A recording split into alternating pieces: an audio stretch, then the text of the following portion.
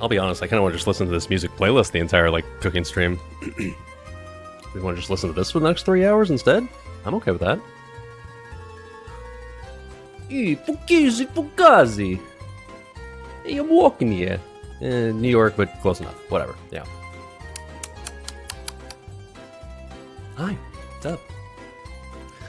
It's a little cooking stream Saturday. Oh shit. I don't have the regular lights on in here because we're going to be in the kitchen in a second, so I didn't fucking bother, but, we're going to do a little Italian theme today. Now, you might have read the title already. It's not going to be the Italian theme that most people would really have in mind, but the idea behind today's stream, kind of said this in Discord already, was what would happen if you walked into an authentic Italian restaurant and said, "I'll order your house cheeseburger, please." And assuming they just don't bring you a regular cheeseburger, we're trying to imagine today what happens. What if a cheeseburger was invented in Italy? What if all the ingredients of a typical cheeseburger were converted to their Italian counterparts, if you will? So, we will be doing exactly that today. We're going to be making a cheeseburger. What was the SpongeBob influence? That's not this stream. That'll be a eventual stream, but not this one. The Gabagool burger, precisely. So, today we're going to be making a Italian cheeseburger. That's going to consist of, for the buns, garlic bread. For the patty, we're going to be using the same recipe that you would use to make meatballs, but instead of making it into balls, we're going to make it into a patty shaped for a burger. We're going to toss a slab of mozzarella onto that shit. I have no idea how it's going to melt or if it'll melt or how that's going to work on top of a burger, but there's one way to find out. We'll be using some fresh basil as the lettuce, okay? We'll have some fresh homemade marinara sauce as our kind of condiment sauce thing, whatever. We're going to be doing caramelized onions, which aren't necessarily strictly Italian, but what else am I going to do with onions, right? Like, whatever. And then some pickled cucumbers, which I know what you're thinking, like, pickled cucumbers? Isn't that just a pickle? But no, I'm talking about, like, you know, if you go to an Italian restaurant, they serve you, like, the Italian salad where it's just, like, cucumber and tomatoes and that's it. Whatever the fuck they do with the cucumbers, we're going to do that and put those on as the pickles. So, in addition to the burger, what we're actually also doing is having a side of fries, because obviously if you're going to have a burger, you got to have fries, right? This is America. And so what we're going to do for fries is we're going to do polenta fries, which, if you don't know what polenta is, basically it's kind of like, well, it's like grits, but maybe people don't know what grits are either. It's like, you're just going to have to find out. It's corn-based, all right? We're going to make fries that are polenta, which is kind of quasi-Italian. Close enough, whatever. Mozzarella is the best melting cheese on earth. I mean, I don't know how it's going to work exactly when it's in the form of, like, cheese that you put on top of a cheeseburger that you then need to melt when you're cooking the patties. But we're going to find out, one way or another. All right, let's say we take things out to the kitchen, shall we? Burger in between a little ciabatta? No, we're doing garlic bread, obviously. Hello. All right, let's go outside. Or, well, not outside. It's balls hot outside. It's fucking nuclear outside. No, thank you. Okay, first things first, swap to the good mic, or, well, the mobile mic. Hello, test, hi. Okay, nice. All right. Let's make our way over to the cooking situation, shall we? It's Joel. Hey, buddy. All right.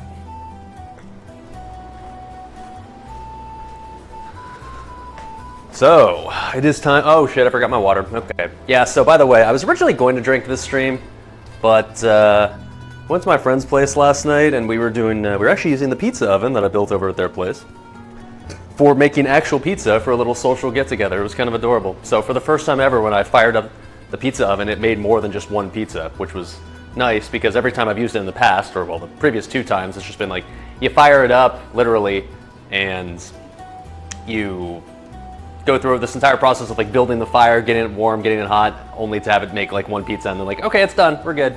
So it made like several last night. That was nice, that was cool. So anyways, the reason I'm telling you this is I drank a shitload last night, not to the point where I was getting like shit-faced, but enough to the point where I don't really want to drink today, if I'm being honest. So yeah, I know that's kind of lame, but for what it's worth, I was going to drink wine. but we're gonna have to save it for some other stream. I don't know, whatever.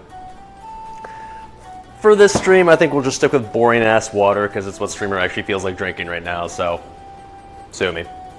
Alright. Okay, so this recipe is going to kind of have like 6 different steps to it, okay?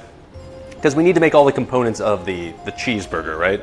So we're going to need to work on things basically in order of like how long they're going to take, so hopefully, the way I'm planning this, everything will be kind of ready to go by the time it's time to do the thing. And hopefully, everything will come together at the same time. I don't know. We'll see. I'm gonna fucking wing this. Also, I'm not really strictly following a recipe for the overall burger. I'm following recipes for like the individual parts of it. But the burger itself is just gonna kind of be like, I don't know, I'll just kind of throw this shit together and see what happens, right? So yeah. Is the bourbon almost gone? See that bottle over there? Yes, I've definitely been working on it. No doubt about that. You can see there's a bit left, but your boy's been enjoying it for sure. Quite nice. Wow. Although technically it should be a bison on the front, not a buffalo. We had that discussion earlier this week, right? Anyways, okay, so we are going to start off with the cucumbers, because these things we need to like have pickled in a little jar for a little while so that way it can marinate and do its good shit. So let's start by doing that, because that one is not necessarily, well, it doesn't take that long, but like it's the most marination time possible would be good for it, right? So I will link the recipe I'm going to use here in the chat. Nothing fancy, just some cucumbers that we're going to slice up and then toss into like a little bit of stuff. So, okay. Let me get out the cucumber in here somewhere. Where are you? There you are. Ugh. Okay, need a red onion. Okay, and okay. Yeah. By the way, for those that were expecting the stream to start an hour earlier today, I pinged you guys in Discord that the stream was starting an hour late. One of the ingredients, specifically the polenta, I, for whatever reason, just fucking forgot to buy yesterday. It was on my list. I went to the grocery store and then I just didn't buy it. So like half an hour before the stream was supposed to start, I looked into my pantry and realized like, fuck, it's not there. And so had to go out and buy that. So I apologize for the delay, by the way, but what can you do? Any raids after? If I say no, you're just instantly leaving? Okay. Let's give you a little up close and personal view, shall we? Let's take you guys down. All right. Cool. So we just got to slice up the cucumber, slice up the onion, and this recipe says like, well, ideally you should use a mandolin to slice it as thin as possible. I don't own a fucking mandolin, so I'm just gonna use a knife and cut it as thin as I can. Whatever, dude.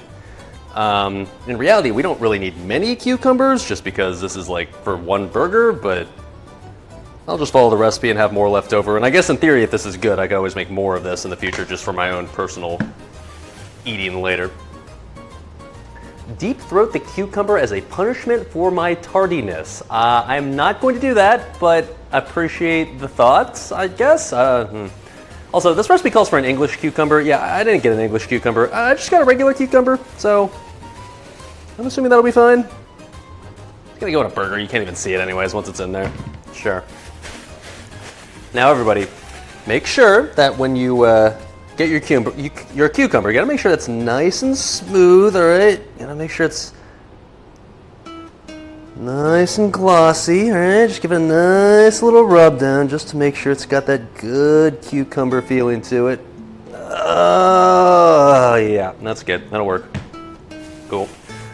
All right, so we need to do half of a small red onion sliced very thin, as in like, I guess we'll slice it as in like the burger direction. Okay.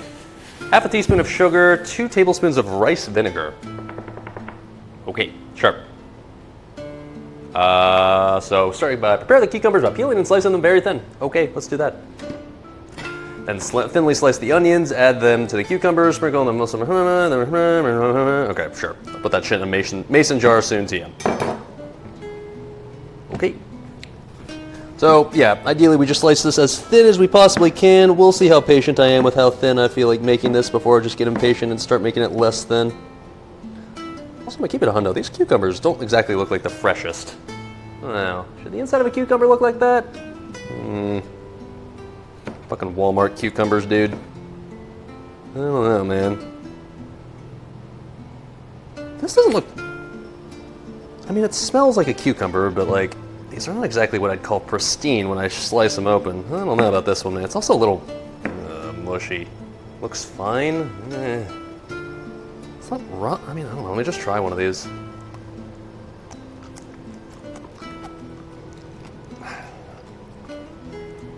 Yeah, it's not great.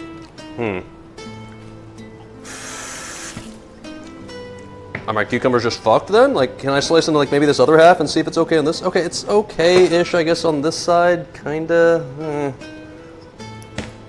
Jesus, seriously?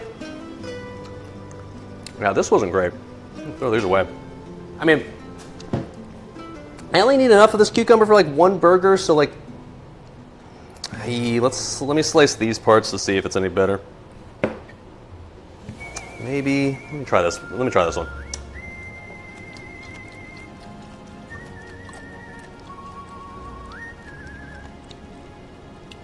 It's better, but it's still not great. Ay, ay, ay. Stop eating that. I mean, it's not like... Okay, here's what you can do to kind of tell. Yeah, oh man. Oh man.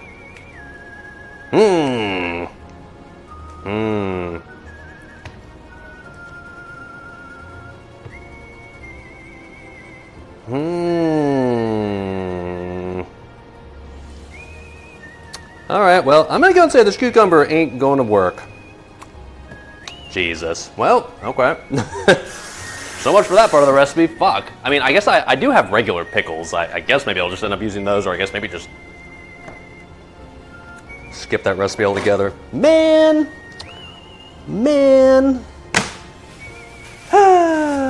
I know how to check the vegetable before buying it. Well, it's like, you know, it looks fine on the outside. There's nothing wrong on the outside. It just looks like a fucking cucumber, dude.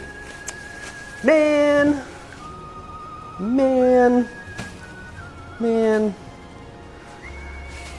Too much rubbing, yeah, maybe. Man. Okay, well. I don't know what the fuck I'm supposed to do about that. It's not like you can tell on the outside that it was like that. Alright, well. Shit. Okay, well, rip that part of the recipe. Whatever, fuck it, we'll deal with that.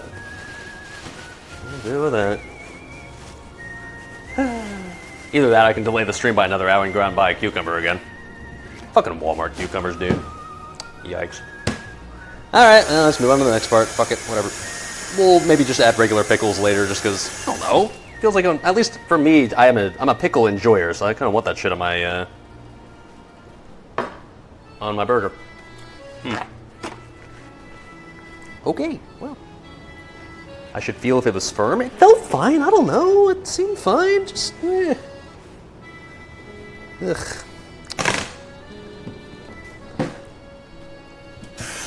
I'm very used to handling cucumber-shaped items, you know? I knew what I was doing. Okay, well, anyways, up next is, shit, what are we doing next here? Well, let's do Walmart for lost sub revenue, yeah. Okay, well, I guess we're gonna start working on the fries then, because we gotta, like, have these go in the fridge and cool down for a bit after, like, done with the initial thing, so I'll put the recipe for that, what we're doing here in chat right there. We're making the, not only just polenta fries, it's gonna be, garlic parmesan polenta fries. Fancy, okay. Well, guess I don't need this red onion anymore, alright. I guess got a random red onion now that I will use for something. Okay, so. Put the recipe there in chat. Honestly, just the picture of the recipe was enough to be like, okay, sure, I'll make that. That looks good as fuck. So, for those that have never had polenta before, and I haven't really had it much in my adult life, but I used to have it as a kid occasionally when my parents would make it for me. It's basically like, if you know what grits are, it's basically like grits, but instead of being made of, actually shit, are grits come, don't grits come, I don't know. Okay, just look at the recipe, right? It's like, polenta is sort of like a, Chat, someone help me describe what polenta is. Surely someone in chat knows a way to do it. It's just like, kind of like cornmeal, but it's finer than that, and you just make it into a little porridge, I guess? Okay, how about this? Corn porridge. All right, that's probably the best way to put it. So you make it into like corn porridge, basically, and it's got the consistency of like, I don't know, porridge. There you go. And then what we're gonna do with it is we're going to then cool it down. We're gonna put it in the freezer for like half an hour. So that way it hardens, and that way you can like actually slice it. And so then we'll slice it into fry-shaped fries. And then we are going to toss it in the oven, bake it, and probably even finish it off in the air fryer just to get that extra crispiness, you know? So first things first, we gotta start by actually prepping the polenta itself so we can toss that into a pot. So let's do that. And like I said earlier, today's stream delay is brought to you by the fact that I forgot to buy the polenta yesterday, so I had to do it today instead. All right. Okay, what do we need to prep for this? We're gonna need 2 cloves of garlic. Okay.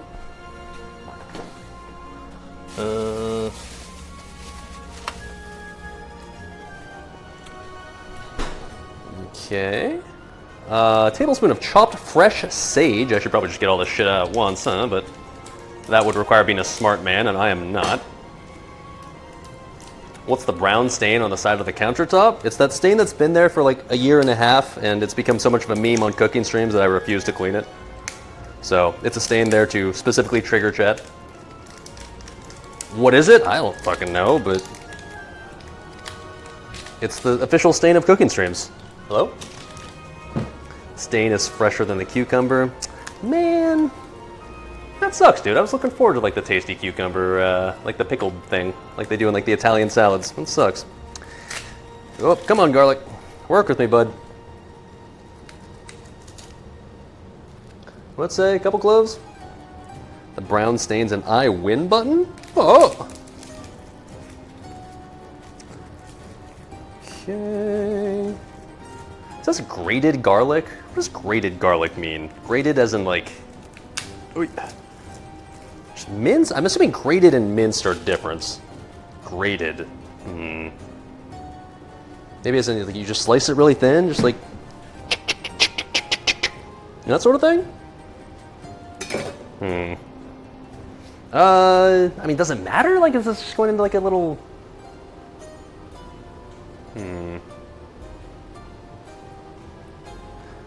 Minced and grated are usually the same. Are they? Okay, shit, that'll work for me. In that case, cool. I don't have to worry about like being delicate with it. Let's just mash the fuck out of it. Ugh. And then at the same time, we could probably just use our magical little garlic smasher that Lido gave us. That'll do, pig. That'll do.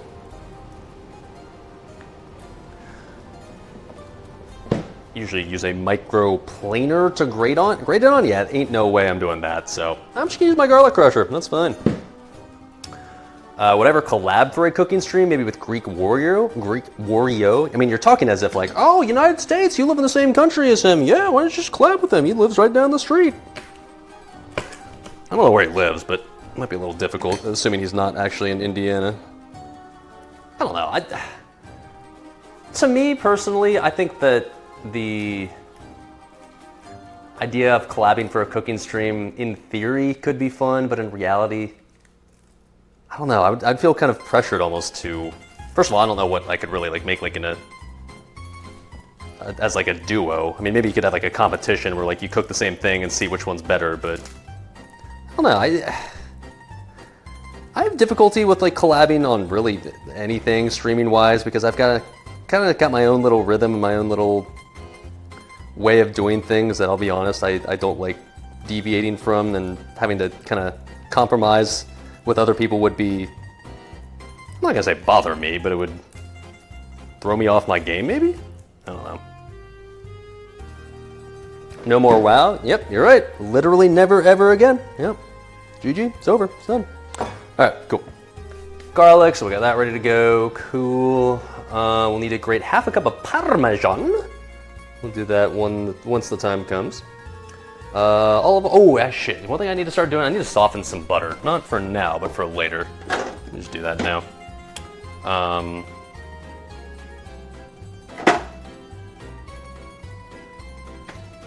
much butter will I need? Let's see. The garlic bread, I'm not gonna make a full recipe. I'll probably just make like a quarter recipe since I really only need enough for like one burger. I'm literally just gonna put this butter outside where it's hot as balls.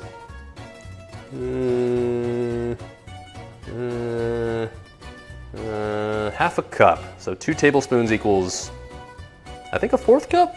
Nah, whatever, that's good enough. Sure. Okay, one sec. I'm literally just gonna put this out on my outdoor patio over there. Oh my god, Streamer, your TV is so small. Oh my god, Streamer, what are those 2 little sad chairs in front of your TV? Oh my god, Streamer, where's all your decorations on the walls? Oh my god, Streamer. Am I missing any?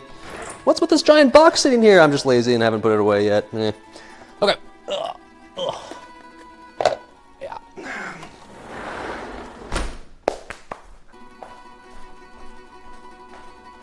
Okay. Anyways, let's continue. Alright. Okay.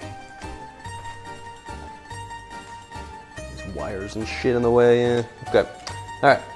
Cooler under the bed for snackies? I mean, not really for snackies, but for where the fuck else am I gonna put it purposes? For storing away for later. Alright, cool. So we got the butter softenings. Otherwise, for the not the garlic bread, for the okay, we're gonna need 1/4 cup of fresh chopped basil, but I don't think that comes till like later, so like whatever. 3 tablespoons of butter. Okay, I think we're just good to start on the actual polenta itself, so let's just do that. So here you go. We got good old Bob's Red Mill yellow corn polenta. You can see our quality. Hell yeah, brother. American and Italian cuisine combined to make our delicious yellow corn polenta. So its creamy texture straight from the stove or let cool and slice to bake, grill or fry. Wow, look at this. So, I mean, that's what it looks like. I don't know. Like I said, corn porridge essentially. So, I've never cooked polenta before, but I assume it's pretty similar to stuff like grits. So how hard could it be, right?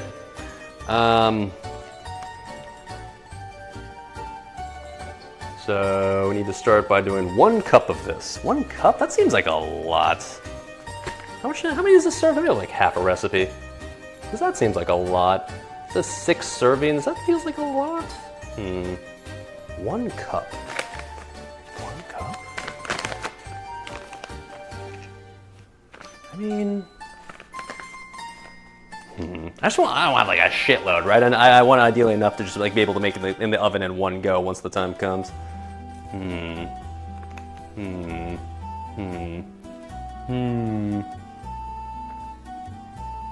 Half a cup would it be? Okay, well, whatever, fuck it, we'll make 1 cup. If he dies, he dies.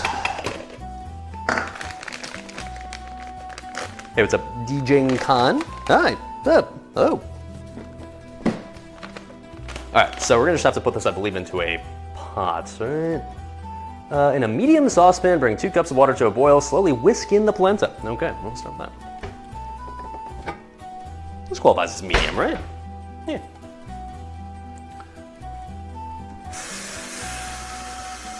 You have a diamond flask ready to turn in, would like to pop it in my honor? Oh shit, don't do it, bud. I mean, like, if you're wanting to pop it for like one of our raids, like specifically if you're serious, like, I'll be honest, I don't think we need it all that much. I think we have plenty of people over that of like our own poppers, but if you feel like popping at a certain time and want to let me know when you're doing it, then shit, that'll work. I'd be down to do that. Alright. Get this water boiling on the stove. Alright, so polenta, we're gonna use a cup, right? What else are we gonna add to it? Okay, well, it'll be 1 clove of garlic. 1 clove? What do we do with the other clove? Oh! Oh, the other one will be for, I guess,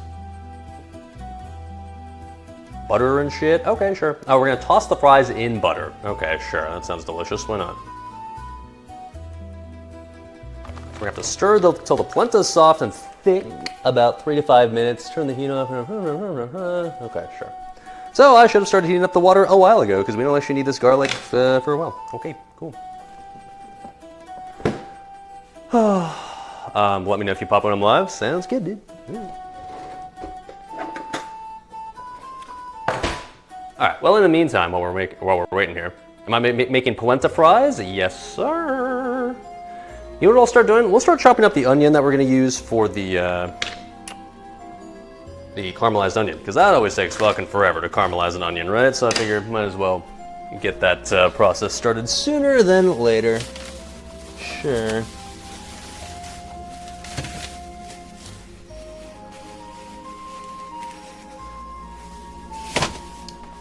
Okay. The onion's not rotten, right?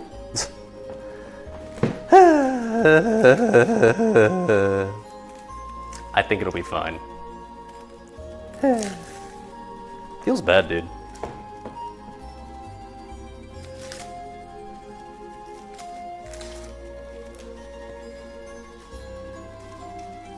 Like, if I was in a scenario where I was just cooking for myself, I'd be like, ah, fuck, and then just drive to the store and buy a new cucumber, but it sucks when it's on stream, and then you're just like, well, kinda shit out of luck at that point. What can you do?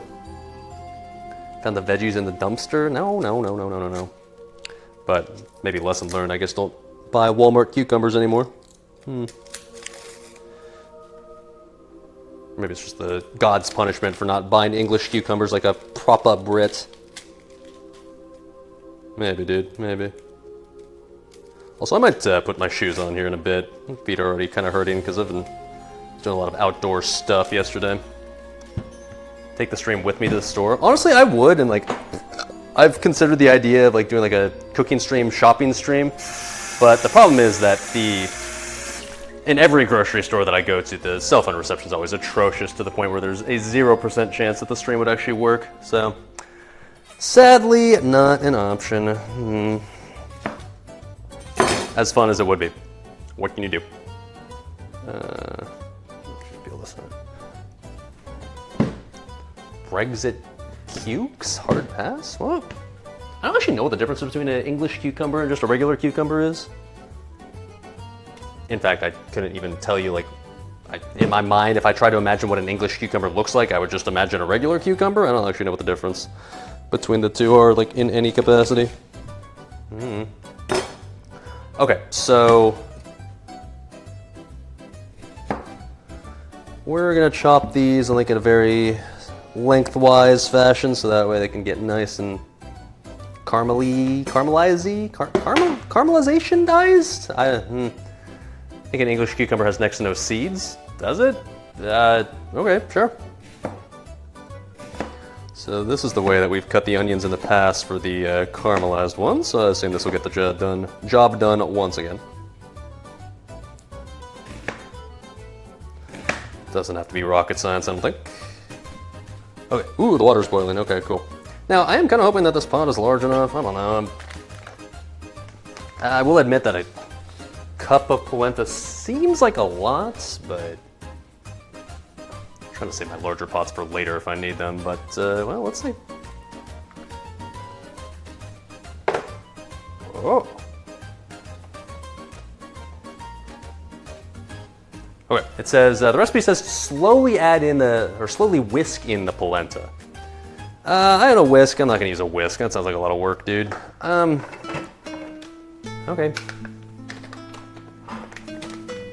Am I supposed to like turn the heat down as soon as I put it in?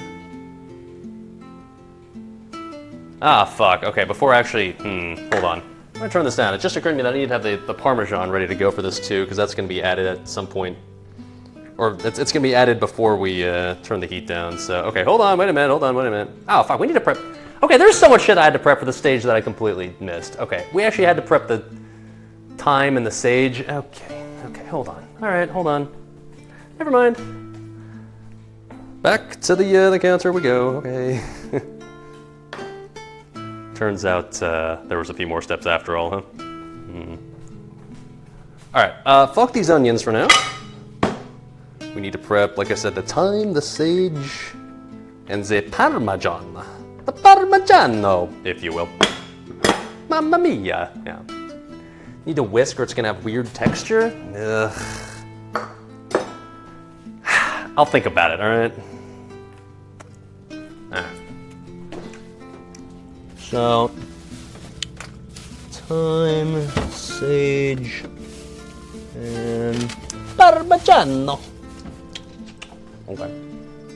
How much of this shit do I need? We need a tablespoon of chopped fresh sage. Okay, there it is.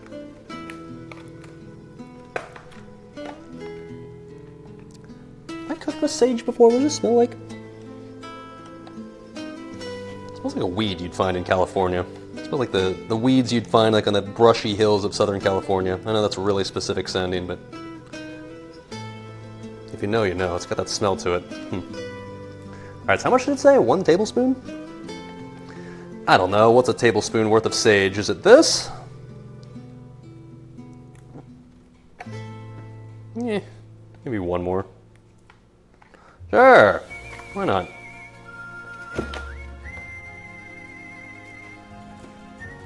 Also, I have no idea what the consistency of the sage is supposed to look like as soon as it's been chopped, but I don't know, like as in like how finely I need to chop this, but I don't know. This seems fine, almost maybe. Go like this way. How fine this should this? Does it say? It just says chopped fresh sage. I don't know.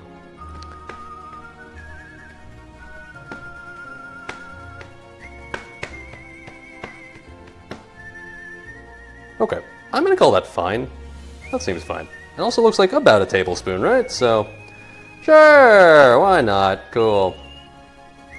Every time with the chopping skills come out on stream, you monk a W for my fingers, I'll be fine, dude. I don't think I've ever actually cut myself while cutting stuff with a kitchen knife before.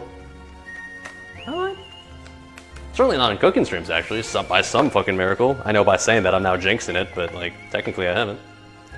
Alright, anyways, shit, what else? How much thyme?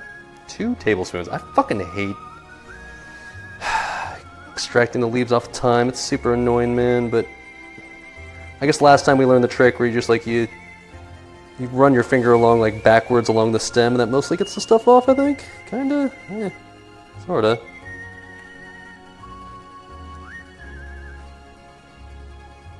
This music sounds like it should be out of like a Tarantino movie or something. Feels like you should be watching like Django Unchained or something right now.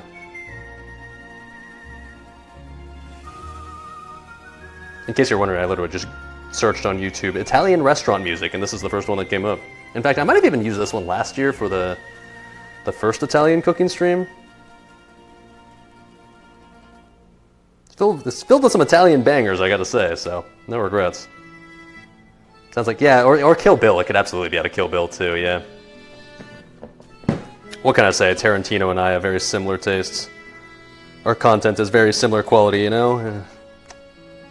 They call me the Tarantino of streaming. Time. I guess time, as its name would suggest, is very time consuming to prep. Because it's called time, and it's also because it's... Alright, okay. Toe Man? What? Oh, Tarantino? Oh! Little preview for free. You're welcome.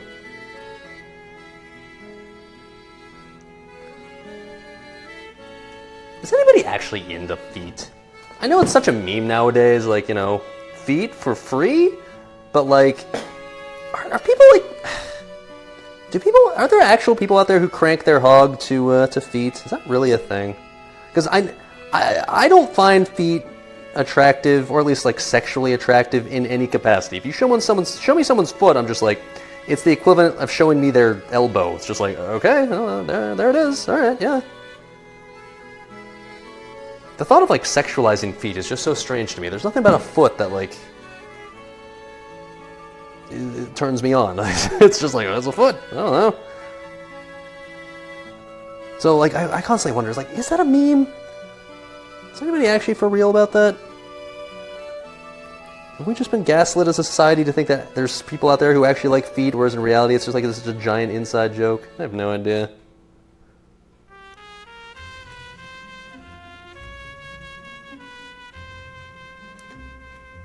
People with mental illness jerk it to feet? I mean, hey, like, it's 2024, no fetish shaming, right? Like, if you do crank your hog to feed, like, whatever, man, that's cool. You're not harming, as long as you're not harming anyone, like, cool, go for it. But I just find the concept so strange. Alright, we need 2 tablespoons. Oh god, this is tedious.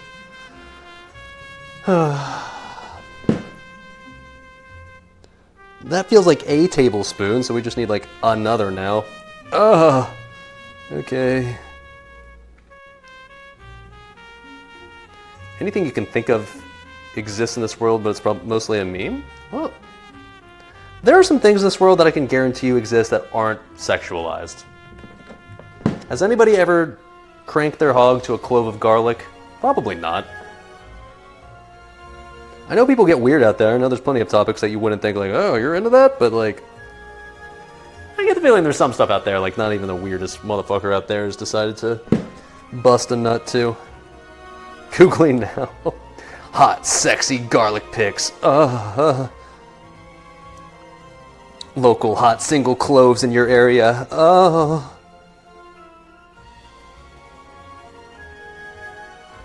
Yeah, a little word of the wise. Don't fuck with the Walmart garlic though. I don't care how desperate your dick is. Not worth, kids. Especially don't fuck with the cucumbers, ladies. Google Rule 34 garlic after stream is over? Oh, Jesus. Yeah, well, I'm sure like people have made images of like sexualized garlic, but does anybody actually like say, you know what? Ah, jeez, okay. I guess now that I saw this pic, I gotta bust one out real quick. Like, what? No, I doubt. There's people that pay people just to rub them in tomato sauce. Yeah, but like, I assume the part of the ritual is like the person that's actually rubbing the tomato sauce onto you is a part of the fetishization, right? I don't know. I don't know. This is the internet after all. There's a lot of weird shit that goes on here, so who knows, man? Who knows? What do I mean? I made a great hole in that cucumber when I squeezed it? Jesus Christ. That was fucking nasty, man. I was trying to cope and think, like, it's maybe tastes okay. I don't know. But then, yeah, I literally just, I squeezed it just a little and it flexed. I was like, uh-oh, that's not a good idea. And then I squeezed it a little bit more and then... So, yeah. Alright, is this 2 tablespoons? Can we call this close enough? I think this is close enough. Fuck it, whatever. Tired of the shit, Grandpa. That's too damn bad! Please tell me someone gets that reference.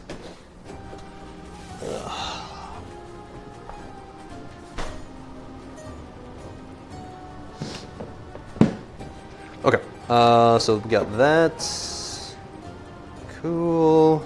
So we need a 4th cup of Parmigiano. So we got this. I do have only this block, and we're supposed to use Parmesan for something else in this recipe as well, so I hope this is enough. I think we need in total 1 cup's worth of shredded Parmesan. I think this is enough. Let's make a cup, right? Probably. Of the Parmigiano. Si, signora. Okay. 4th cup. Okay. Oh, shit. Now I should probably actually get the water back to boiling. Also, I should probably add a little extra water since some of it probably evaporated.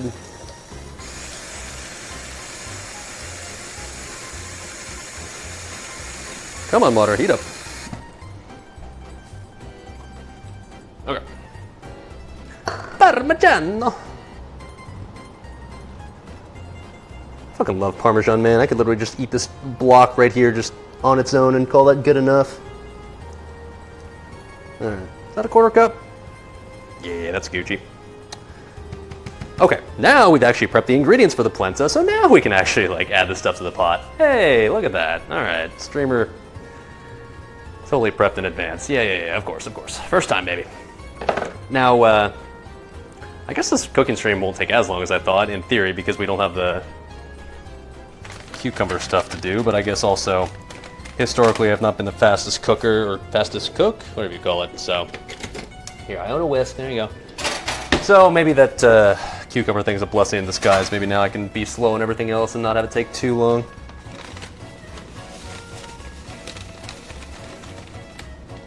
Okay, so there's half. Okay.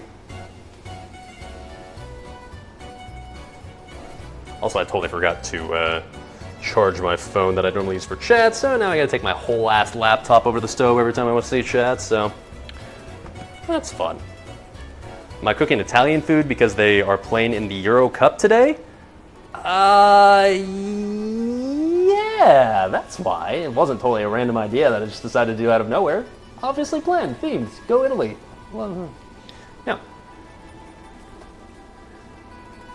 Okay, so we're supposed to slowly add it in and whisk it in, huh? Cake counters don't care about soccer? Where's soccer? What the fuck is that? Bunch of sweaty men running around kicking their balls for an hour? No, thank you, sir. That does not sound very American. I much prefer when men hit their balls with long sticks, personally.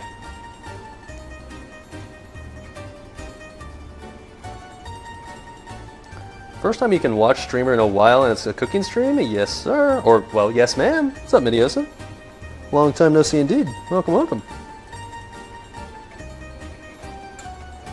Serbian food tomorrow since they're playing, or oh, since what is the cuisine in Serbia? I have no idea. Is it just depression? Do they just serve you an empty plate and be like, "Here's our national dish"?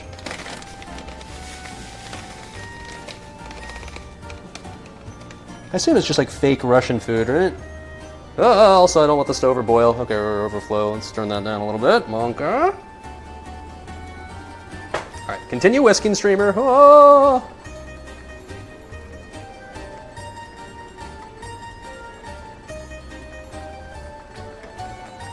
Okay, that's getting quick now. Oh, shit. Alright, now I think we're good. I don't think it's going to overflow now. Can they afford food in Serbia? Yeah, that's what I'm wondering.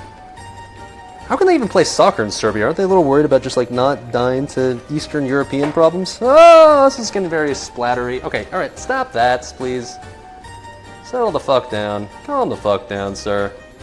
I'm gonna need you to stop just, like, blowing yellow chunks all over my kitchen, please. Okay, we're gonna put this over here for now. That's fine.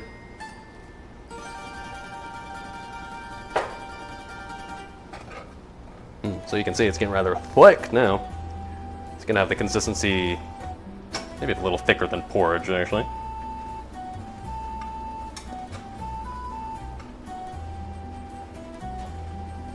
Alright, whatever, fuck it, I'm adding the rest.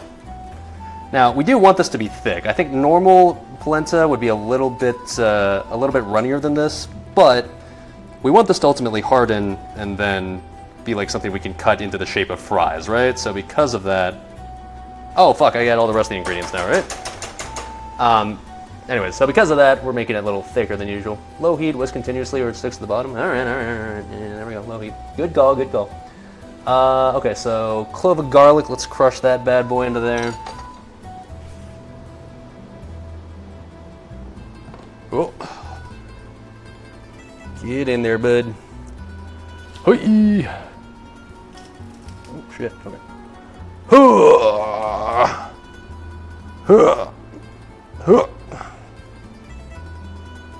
Okay, a little bit of extra. Come on. That's the only thing that's a little annoying about this garlic crusher. When you got that leftover like garlic coom at the end, and that last little bit off there is a little tough. Okay, whatever, close enough. Alright, and then... I don't know why I thought it was a good idea to just... Oh yeah, that's definitely getting rather... Okay, we're gonna add a little bit more water. Okay, hold on, wait a minute. Hold on, wait a minute. It's getting a little clumpy already. That's not ideal.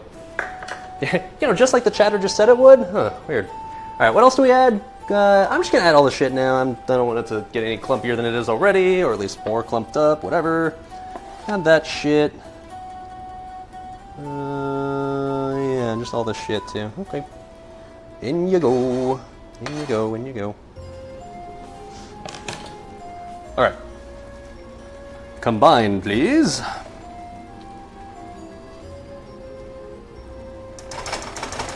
Extra water's at least making it a little better. Okay. I should put some butter in here. I don't know, not in this part of the recipe, so... I mean, in theory, we're gonna add butter to this later. We're gonna add, once it's like out of the oven and baked, we're gonna add, we're gonna like kind of soak it in butter a little bit, but I agree that normally, like, if you make something like, normally I'd think of grits, not polenta, but if you're making grits, yeah, you definitely add some butter to that shit. But I'm gonna stick to the recipe. Whatever, dude. I guarantee you we're not gonna be short on fat in this dish at the end, so patience, I guess. Okay, that seems nice and combined. Oh yeah, seasoned with salt, though it says. All right. No fancy-ass kosher salt. Doesn't really say how much, just salt, so okay, sure. That seems fine.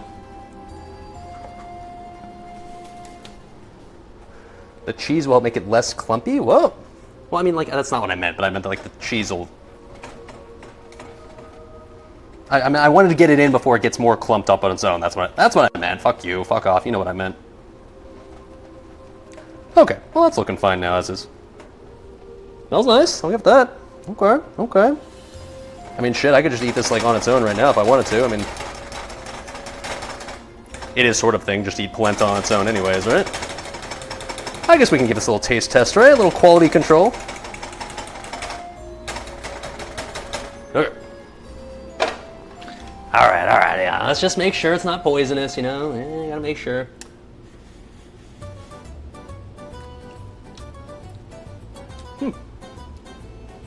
Tastes good to me.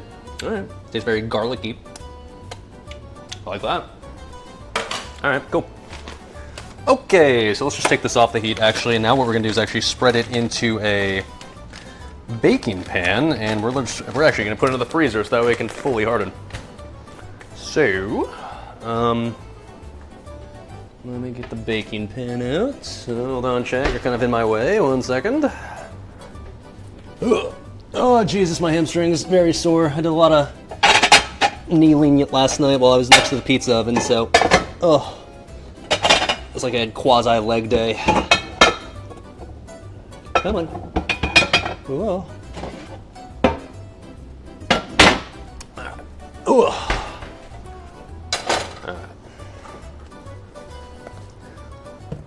Garlic will mellow out as it keeps cooking. Well, I'm fine if it just stays the way it is. It was already like good as fuck as is, but anyways, all right. So what we're supposed to do is we're supposed to put some wax paper at the bottom of this little baking pan, and then spread the polenta out as if it was like a, I don't know, just a sheet of polenta, essentially. And ideally, we want to spread it out in the thickness of what you'd expect out of a fry, since that's what we're ultimately going to make this into, right? So,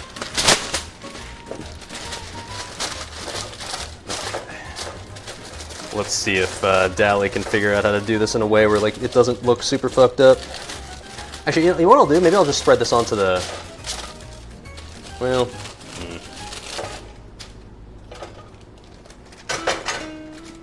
we'll just send it, see what happens. Fuck it, whatever. Can I just use a spoon for this? That's probably fine. Sure.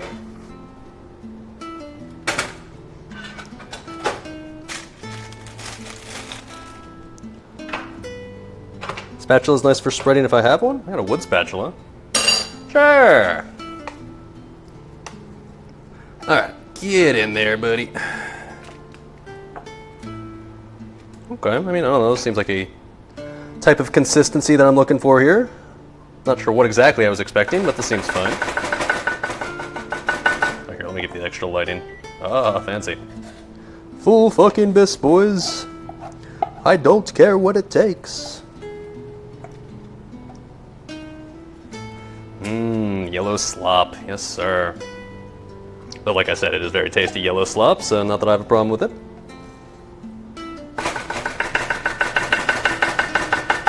Seems like a lot. Is this gonna fit?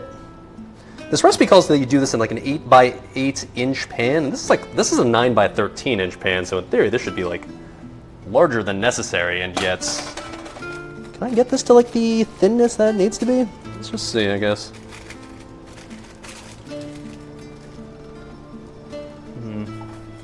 A closer shot, sorry.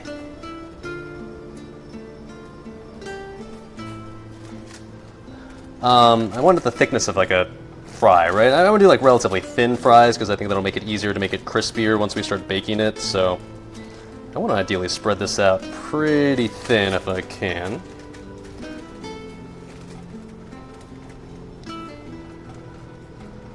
It's easier said. I kind of just want to use my hands for this, if I'm being honest. Yeah, fuck it. Ah, okay, it's actually kind of hot though. That part didn't really anticipate. Okay, never mind. Fuck that. I'm gonna try. Can I try a spoon? I feel like the wood was a little too sticky, but maybe it won't stick to the metal spoon. Yeah, there we go. That's better. That's better. Wooden spoon was kind of sticking to the polenta too much.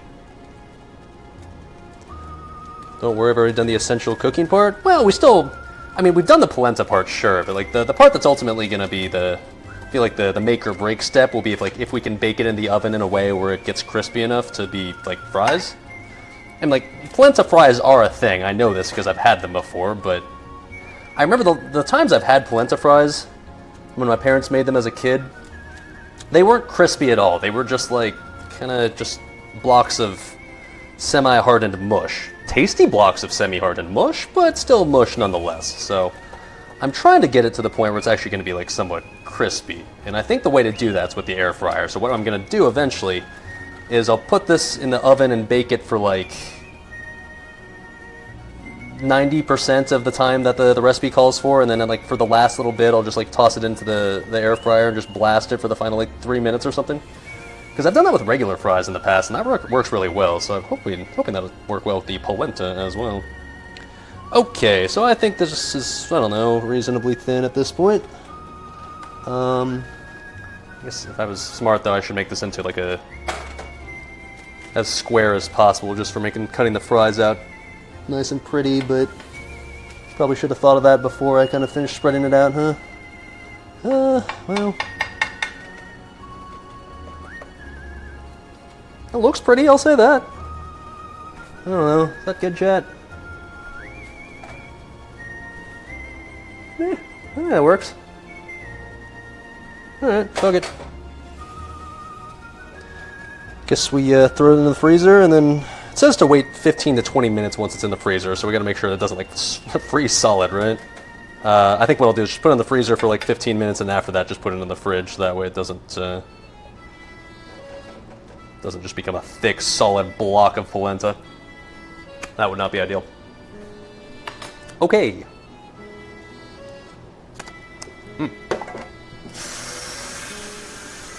Time to play What's in Dali's Freezer. Oh. Dude, we're falling right out of the sky! We gotta drop the load! And then it's, well, SpongeBob scene. The magic conch delivers, of course. Victory Screech! Woo! Yeah. Alright. Do I have space in here? Let's see. Whoa! Careful, chat. Oh, yeah, we're fine. Yeah, my freezer's a little disturbingly empty at the moment. I'll leave that in there. Look out of here. Oh! Oh! Okay. Sort of like, meh. Okay. That'll do. That'll do. Alright. Oh! Close? Alright. Cool. Okay! And just like that, the polenta part is, well, it's not done, but its first step is done. So that's good. Alright. Let's move on to, I guess, working on the caramelized onions, right? Caramelized onions, thankfully, are simple. You just chop up a bunch of onions and put them on a skillet for an hour, and then they're good to go. What was the last time I fully rewatched SpongeBob? Fully rewatched? I mean, I'm not sure I've ever like really started from episode 1 and went all the way through like the end of season 3. By the way, that is a full rewatch. There would be no seasons to watch after season 3.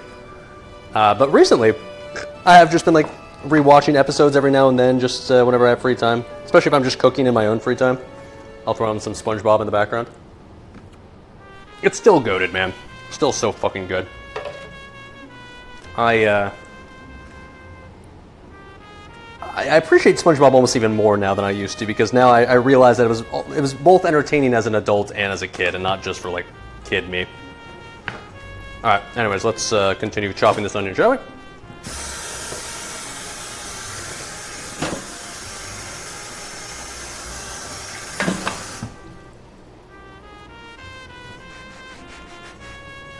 Okay. I'm gonna put this Parmigiano, I guess, back into the fridge for now. We'll need more of this later for other stuff.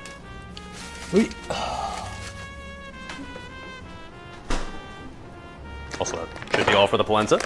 don't know what I'm gonna do with the rest of this polenta. I guess just make it at some point and eat it? Sure. Okay. Anyways, let's continue. So anyways, the caramelized onions, the only reason we're doing this so early is because it takes so long for onions to caramelize that we want to just have these caramelizing while we're doing everything else in the meantime. Not like there's anything particularly fancy involved with doing these, but it does take a while. But the end result's definitely worth it because caramelized onions are fucking delicious. Okay, this is not ideal. Let me just kind of ghetto slice this a little bit.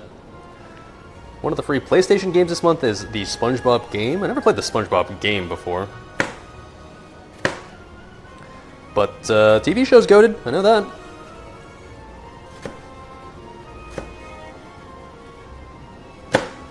Come on, baby. Good enough, okay.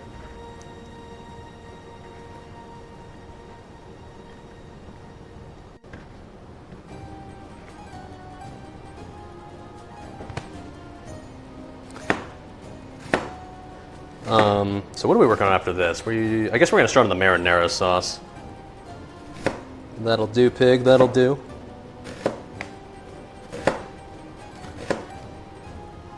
Gotta make sure that I've got like enough skillets for each one. Like which one do you use maybe to caramelize these? The meatballs we can do in a smaller thing, that's fine. Garlic bread will just be in the oven, I guess, so that's fine. Okay, so I think I'm fine to use my big boy skillet on these onions right here. Whoa, careful, SpongeBob. I fucking hate when you're down to like the last little bit of an onion and you're trying to slice it, man. I talked before about how like I haven't cut myself with a kitchen knife on a cooking stream yet, but I feel like whenever I do end up doing it, and it'll happen eventually, I feel like it's almost certainly going to be on an onion, because these always feel sketch as fuck to chop. Oh, come on, baby. Okay, whatever. Yeah, we're fine. This makes you order a pizza? Well, wait to the end result. I think, I don't know, I hope it'll be good. I mean, I have absolutely no idea what the combination of all the different Italian ingredients are going to taste like together, but I mean, they're all delicious on their own, right? So, like, I would assume that, like, when combined, they'll be tasty. Okay. Now, nice thing about caramelized onions is you just get a skillet out, you toss the onions in, you toss in some butter, you let it cook, and you can kind of just let them do their own thing. Cool. So, I'm sure there's like a method to like how much butter you should throw into the skillet, like based on how many onions you have. I never fucking bother personally. I just fucking YOLO it and just be like, here, this amount of butter looks right, so that's exactly what we're gonna do. Got some butter, great value, of course. Because after all, it was a great value, unlike that fucking cucumber from earlier. Yikes.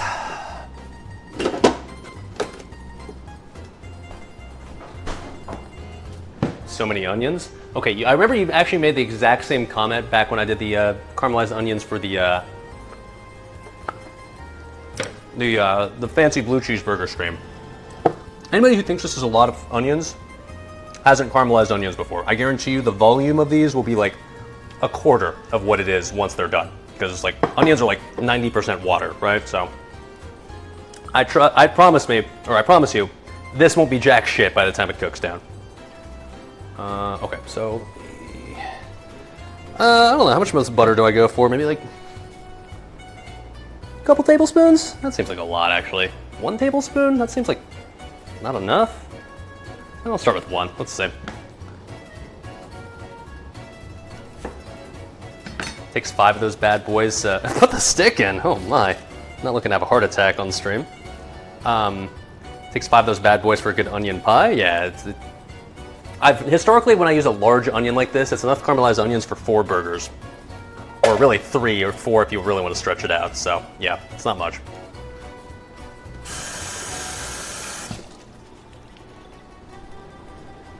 Onions got big shrinkage. They were in the pool. Come on now.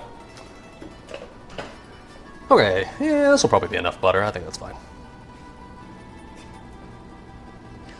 I'm a basic bitch onion enjoyer, so honestly, as soon as these were done, I could just eat these as is, but So yeah, when I was looking up like options for making onions for like an Italian theme, I tried to come up with something more interesting than caramelized onions because like, I don't know, I don't necessarily know if people think of Italy when they think of caramelized onions. They're just kind of like just a thing in just good food in general. But I was looking through all these different Italian like onion-based dishes, and like there was a dozen or so I was looking through there, and it's like, well, these all seem fine, but like at the end of the day, man, if I'm trying to make something that actually tastes good, honestly, dude, there's just nothing better than just like some really fucking delicious caramelized onions, man. So I was like, you know what? I'll just keep it simple. Let's not overcomplicate things. Let's just caramelize these bad bitches and send it. Call that good enough, right? Okay. Come on, butter. Come on. Come on. Come on, bud. Yeah, boy. All right. Now, not like I'm an expert or anything, but historically, when I've made caramelized onions, the secret to making them actually be good is just low heat. You don't want to make the skillet too hot. It's easy to get impatient and want them to cook faster, but low heat's the play, because then they don't actually burn. They'll just get soft and delicious and actually caramelize and not just like blacken, which is not what you want. Like I said, not an expert, just based on my first couple of experiences trying to caramelize onions, only to realize that like, I even, you know, then was trying to like, I gotta keep it low heat, but it wasn't even low enough. I gotta do it like really, really low. Okay. So, salt these as well. Hold on. Oh, that was a lot. That's fine. The salt will reduce, right?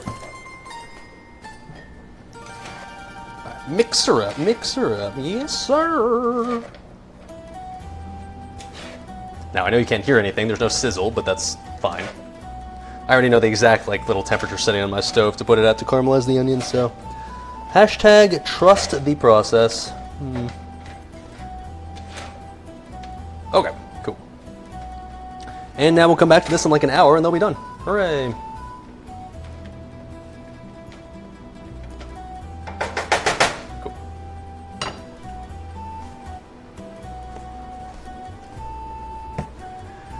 All right, so now we can move on to whatever the next step is. What is our next step?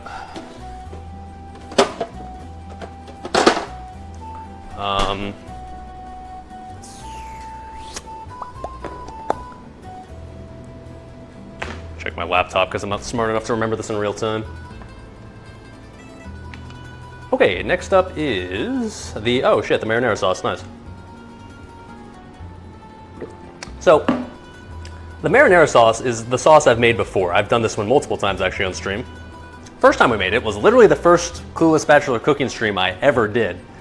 That was the meatballs and mozzarella stream, the one that was trying to replicate the Hot Pockets flavor, right? So meatballs, mozzarella. Hopefully that makes sense.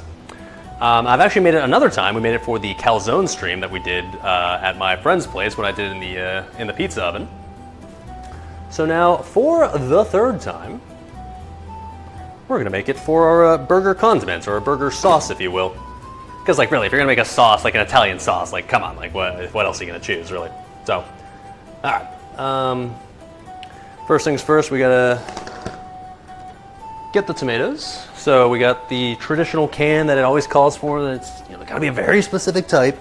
It's gotta be the San Marzano tomatoes. Sure, all right, why not? Now, previous times when I've made this recipe, it calls for you to just crush the tomatoes like in a bowl, like literally just using your hands. Historically, I've had not, I'm not gonna say like I haven't had success, but it's historically like it's just still been too clumpy whenever I just try to crush it in the bowl. So I think what I might do is just put it in the blender. Am I allowed to do that? I mean, like I do still prefer my marinara sauce to be like somewhat chunky, but at the same time, like I don't want it to have like giant chunks of tomato in there either, so it's probably fun to use a blender. Hell no, is it? No, I don't have an emulsifier, fuck off. Well, now you guys are talking me out of it. What's up, oh shit, LaBish coming out with the 5 gifted tier 1 subs. Thank you, sir, thank you, sir. Yeah, I'm not gonna go like ultra smooth, like blended, like until it's like a fine liquid. I'm just gonna like, yeah, you're saying just pulse it a bit, just let it go, sort of thing.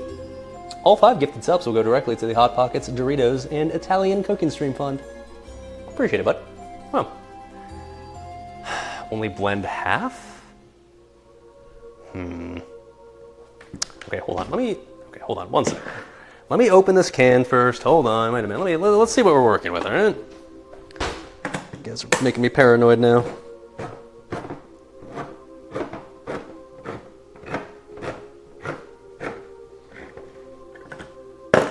Okay, so you look in there, you got like literally just like whole ass tomatoes, or well, not whole, but maybe like quartered tomatoes.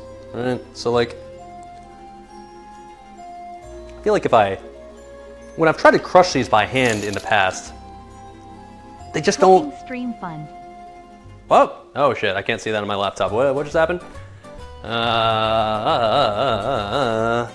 Midio Sa coming in hot with the $15 tipperoni cooking stream fund. Well, shit. Appreciate it. That will unironically go to the cooking stream fund. Much appreciated. Oh.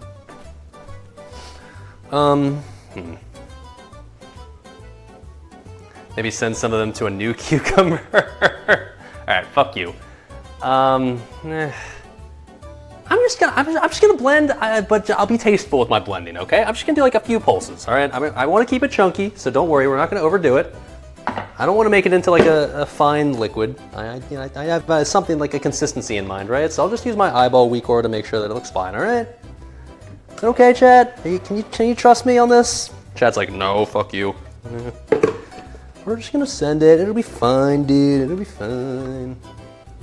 All right. Get in there, baby. Yes, red goo. Watch me fuck up a gumbo once? What the fuck are you talking about? I've never made gumbo before.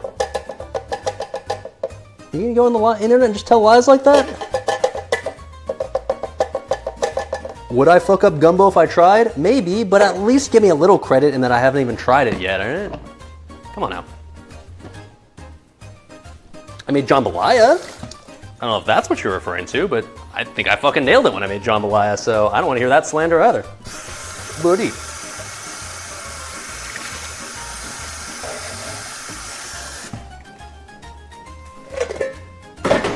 Yeah, alright, so let's, like I said, just, we'll take this a pulse at a time, alright?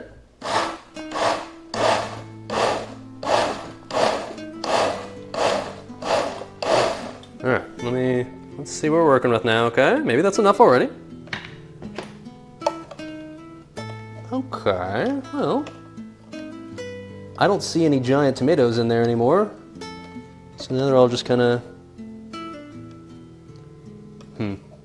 Okay, I'll admit, I didn't, I probably could have pulsed even less, but it's still fine. It's got some texture in there still, but it's not like chunks anymore. Now it's kind of like this, all right? So you can see there's still chunks in there. But now we got something that's a bit smoother and a bit more workable. Okay, I think it's fine.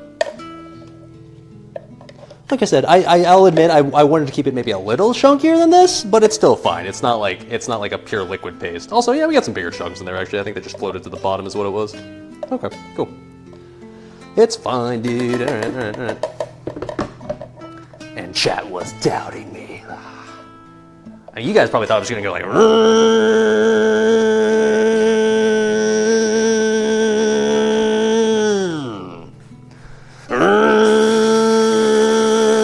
No.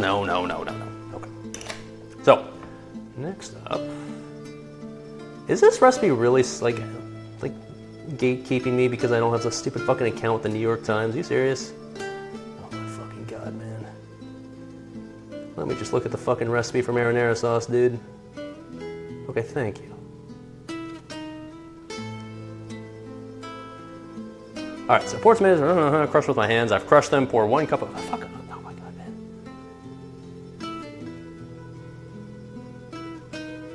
Hold on.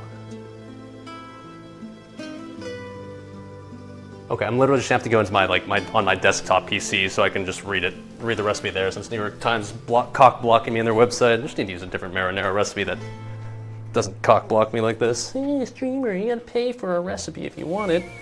It's not like there's 20 other free recipes out there for marinara sauce that you could use. For what it's worth, I'll link the one that we're using in chat right now if you would like to pay for a New York Times subscription as well. Okay, so pour tomato juices into a large bowl, crush my hands, sort of did that, whatever. Pour 1 cup of water into the can, slosh around to get tomato juices. Reserve, I definitely didn't do that part, but pour 1 cup into the can and slam, what? When does that get used? I think it's fine. I think when I've made this recipe previously, I've just used the red sauce, like that's in there and that's fine, that's enough, it doesn't need more liquid. Okay, so it says a large skillet over medium heat. Oh, like as in like a skillet that I'm already using for the caramelized onions. It says don't use a deep pot. I'm gonna use a deep pot, boys. Heat the oil when it's okay. All right. So we're supposed to prep some garlic for this as well. So, I guess I do technically have another skillet that's like large-ish. It's probably fine. This being a skillet you might recognize from back in the good old days. Alright, so I think we had to prep some garlic for this is what we gotta do. The liquid will boil off. Oh well, we can always add more water later if we need to, right? Like I said, the last couple of times I don't think I even had water with me, and it's not actually even technically part of the recipe or that I can tell, so I think it'll be fine. Alright, so how many cloves of garlic do I need? Let me walk back to the computer room and check. Hold on, it's gonna be fucking annoying to have to do this every time I want to check the recipe. We need, okay, 1/4 cup of olive oil, 7 garlic cloves. Jesus, that's a lot. We're supposed to sliver them instead of crush them. Oh, that's gonna take a while. Crushed red pepper flakes, okay, kosher salt, and basil. Okay. Well, we gotta sliver 7 cloves of garlic. That is a fuckload.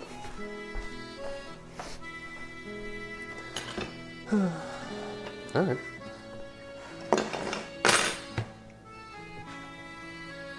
Sonic has really good marinara. Should have just picked up 50 or so for little dipping packets. I don't think I've ever been to Sonic in my entire life, actually. Do they even have Sonics in Indiana? It was definitely a thing in California, but... Is Sonic a nationwide thing? I don't know. What does Sonic even serve? Is it just like classic American like burgers and shit, or is there something else to it that I don't know about? Alright, garlic, yeah. Put that garlic in this. Alright, so 1. Sonic's cherry limeade and ocean water is amazing. Ocean water, huh? Can I just like pour myself a glass of water and pour some salt in there and just call that ocean water? Why do I need to go to Sonic for that? I've personally never been a fan of limeade. That's not really done it for me. Limes are fine. I don't mind limes, but limeade, I always just... Every time I drink limeade, I just wish it was lemonade instead. Oy. It's classic American food with ice cream and slushies. Sure, okay. I will take your word for it, because, like I said, I don't even know if there's a Sonic near me. There is, I haven't seen it, or maybe I just haven't paid attention to it. Oh, okay, literally 7 cloves was just the rest of this head. Okay, easy enough.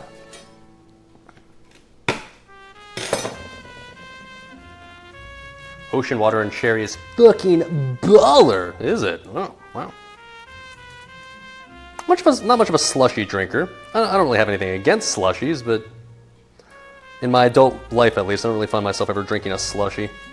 It feels like more of a thing I did as a kid, I guess at least. Their food is gross other than the chili cheese hot dogs and mozzarella sticks.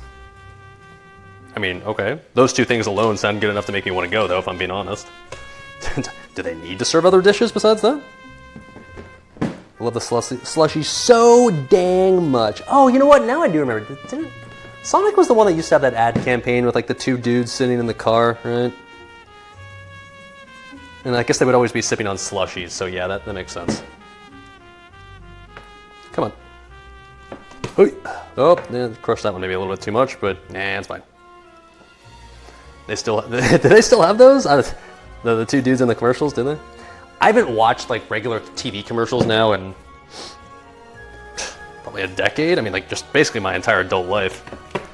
Imagine actually having cable as a millennial. Does anyone have cable as a millennial? Is that a thing? I don't think I have a single friend that's like the same age as me that actually has cable. Like, not even my parents have cable anymore, and they're old as fuck. Who actually still pays for cable in 2024? I guess maybe sports enjoyers, but like even then, like there's other ways to watch sports, I'm just saying, without cable. Shallots? What? These are not shallots, sir. Weird looking shallots, that's for sure. Haven't watched TV since you got your first computer more than a decade ago. Yeah. Yeah, the only time like I ever watch anything like related to live TV would be, like I said, sports. But well, I find a way to make it work even without cable, completely ethically, of course.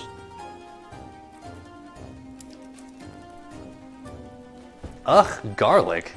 I'm sorry, but there's not a human being on this planet that does not like garlic. If you don't actually like garlic, I don't actually think you're a part of the same species as me. I think you must be some sort of weird fucking alien race, because literally everyone likes garlic. I refuse to believe that there's any human taste bud out there that isn't in love with garlic. Come on now. What a fucking liar, dude. What a fucking Weasley little liar, dude. After they stopped showing porn on cable, there was no point. Talking about some late night, what do they call it? Like the fancy channels, the Skinamax stuff? I wonder if that still exists. My parents never paid for those fancy channels, so I only heard stories. Glorious, glorious stories.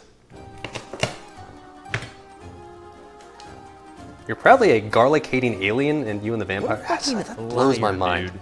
How do you not like garlic? Like, Weasley little Liar, you could literally dude. just like roast garlic on its own and just eat it, just as is. It's good enough for me, man. Call that a meal.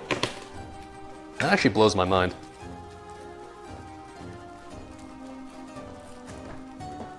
Just watch the Girls Gone Wild commercials late at night?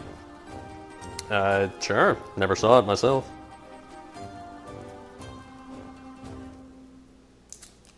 Also, I just saw your comment, XKMO. Why would you have cable TV when you've got this guy on Twitch that'll do cooking streams?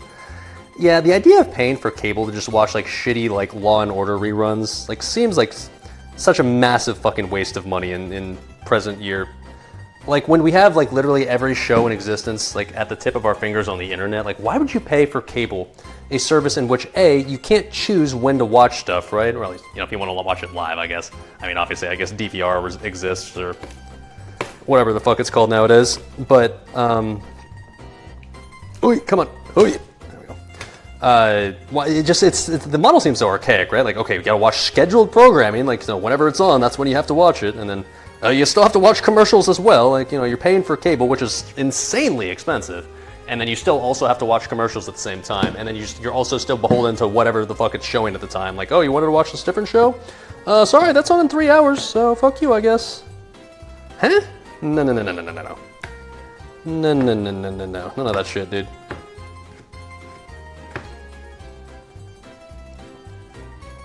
Like, sports, like I said, is like the only excuse that I can see.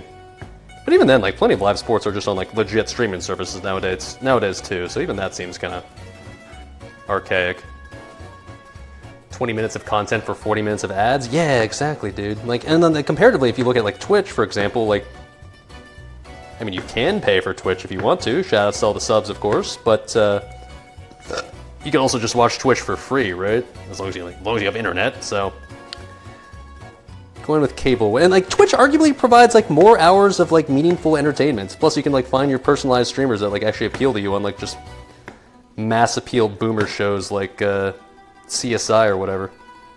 Now, okay, look, I also understand there's more to TV than just Law and Order and CSI reruns. I mean, obviously there's also The Office reruns and South Park reruns, but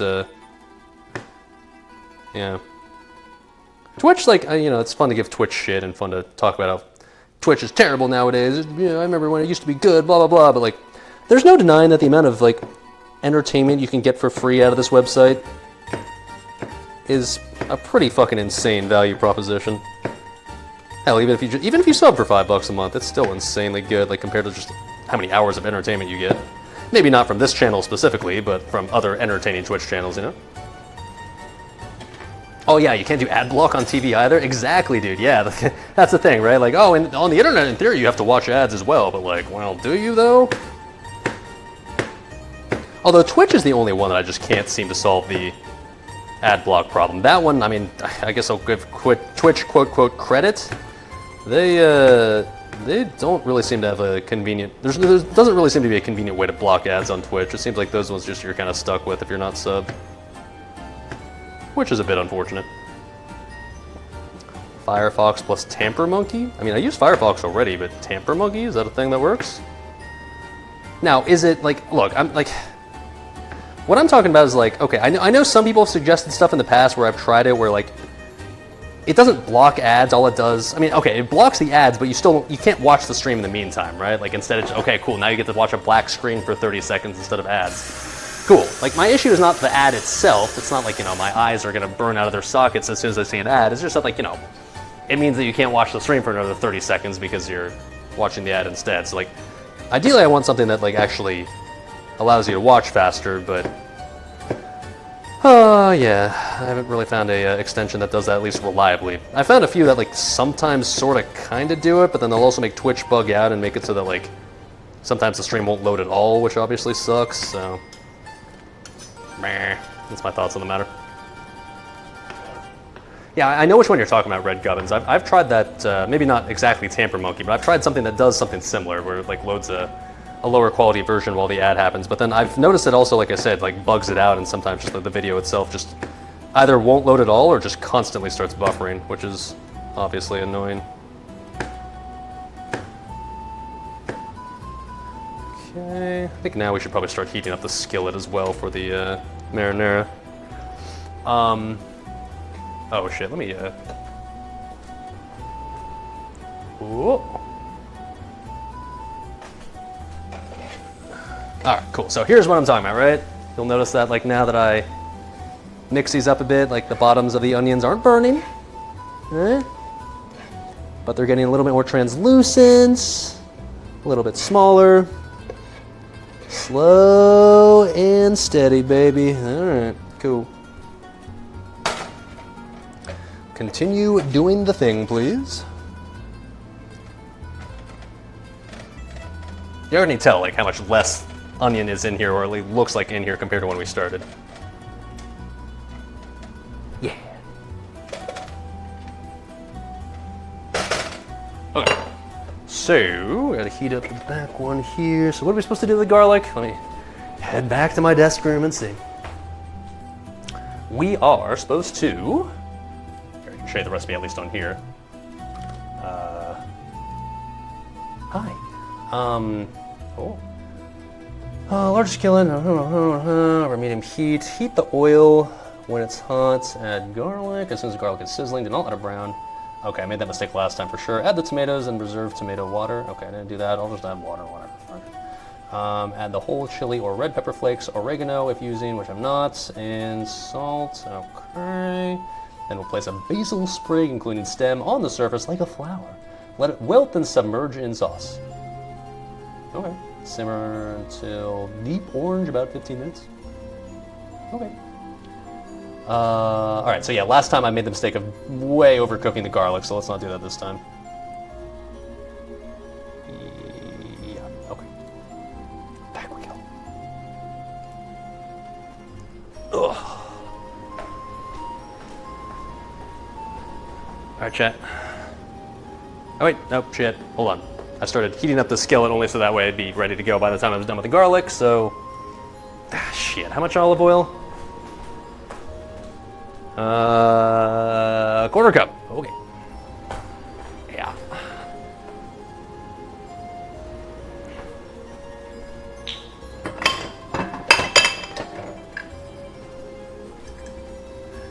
Historically when I've made this, by the way, it makes a shitload of marinara sauce, but that's okay. It's certainly not a bad thing to have extra marinara sauce, right? I don't think anybody ever complained like, oh no, too much marinara sauce, what do I do with this? Literally just get bread and dip it in there, and it's like it's already Gucci. I'll find a use for it. Okay.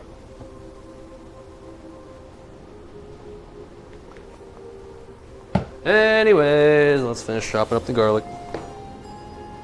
Hi. Did we ever move the fries? Fuck! I didn't move the fries out of the freezer. I hope they're not frozen solid. Good call, though. Okay, they're fine. They're fine. Yeah, okay. Can still poke this with a fork, right? Oh yeah, we're fine. Cool. Good call, though, because yeah, probably would have frozen solid and not given it another like 30 minutes or something. Okay.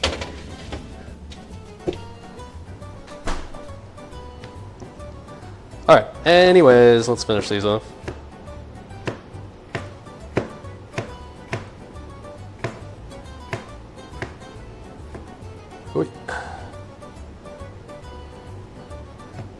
Very chunky garlic, but I guess it's gonna cook in the marinara sauce, so it'll be fine. All right, so that's cool. Now we just gotta wait for the oil to heat up. Cool, which it's actually kind of there already, so okay, cool.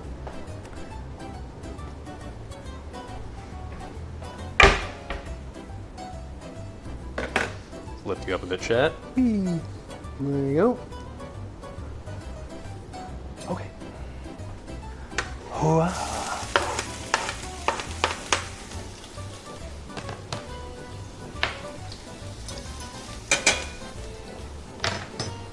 Smell of cooking garlic, man. That will never not be an amazing smell. All right, so as soon as we see literally any sign of some color on the garlic, we just immediately just get the tomato sauce in there. Okay, I think we're good already. All right, bug it. Send it. Oh! Oil and water, right. I've had that experience before.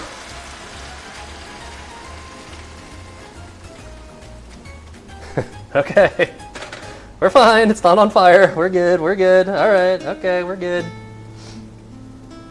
We're fine, it's fine, we're good. All right. Let Dali cook, yeah. A bit ironic that we're using the same pan, huh? But we're fine, okay. Pretty sure marinara sauce is not flammable. Then again, we haven't tested that theory yet, so who knows? All right, so we also add what? I guess a cup of water, it said. Okay.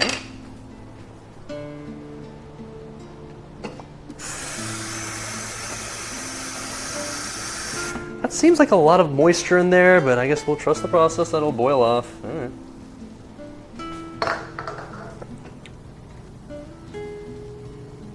Seems very thin now, but okay, if you say so. Also, yeah, no, I shouldn't have blended it quite as much. It's still fine. It's got some texture to it, but it's thinner than I'd prefer. I'll keep it real with you guys. Will it be bad? No, but texture-wise, could be chunkier. Oh well.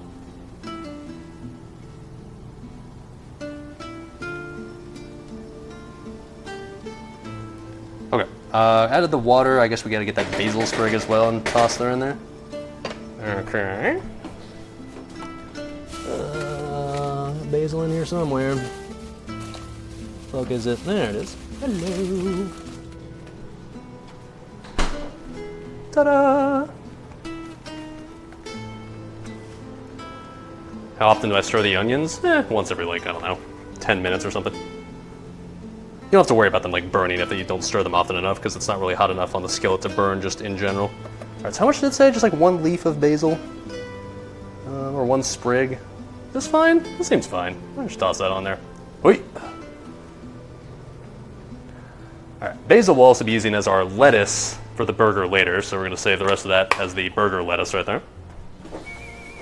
You can eat raw basil, right? That's fine. I think that'll work. I don't know, probably a strong flavor, but is that okay? Is that allowed?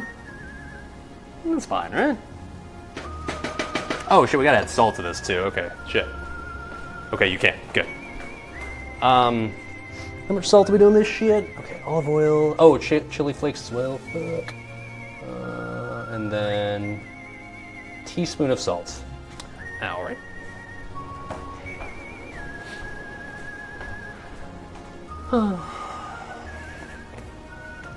Measuring's for chumps.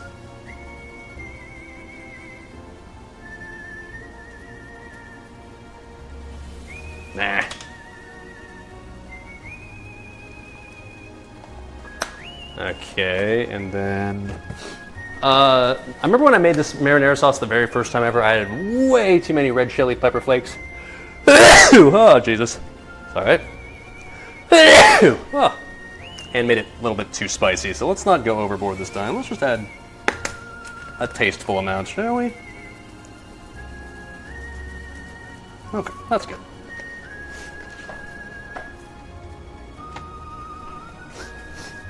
Yeah, sorry about the ear rape there. My bad. Okay, and I think we just let this simmer until it's good to go. Nothing really fancy about it. Neat.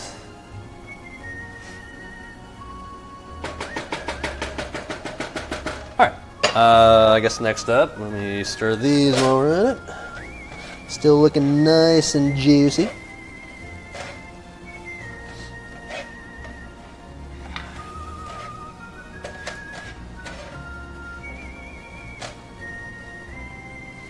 Eventually they'll start getting that golden, like, caramel color, hence the name, right?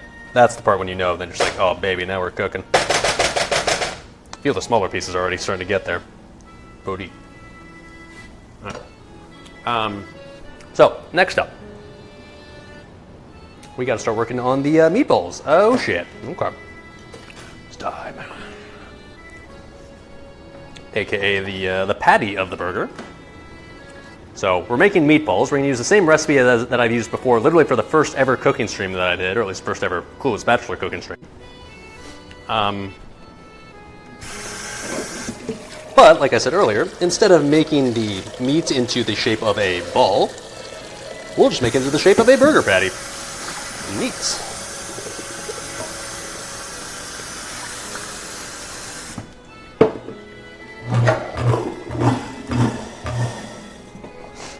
Alright, so, historically when I've made this recipe, it calls for half beef, half pork. So in the past, I've just bought like a package of ground beef, a package of ground pork, but conveniently this time at the grocery store, I found one that was just literally just, well, ground beef and ground pork blend. Huh, neat. So, saves me a step, I guess. Does it make it any better? No, but historically I've had to buy like way too much ground beef and way too much ground pork for me to actually realistically use, so this time around I'll have a more reasonable amount, right? Okay. Classic bowl, as always, well seasoned. You've seen that one before. Alright, so I will link the meatball recipe that we're using. It's one we have used in the past, not only for the first cooking stream ever, but also for the, for the last year's cooking stream, when I did it for the, spaghetti bolognese that I made, which was tasty. So this time around, we're making the same recipe, we're just shaping the balls a little different. Also, this is actually supposed to be a mozzarella stuffed meatball, but we're not putting mozzarella in there, we'll just keep it the meat part and call it good enough. Where's the alcohol? I drank a large amount of alcohol last night, so I'm not really in the mood to drink alcohol today. So I know, boo, lame, but I'm enjoying some water. That's nice, right? Yes, okay. So, this recipe calls for 1 pound of lean meats. I don't think I need a pound. I mean, like one burger patty tends to be about a 1/4 pound, right? So, I mean, I guess I could make more for later. Pound is a lot, though, man.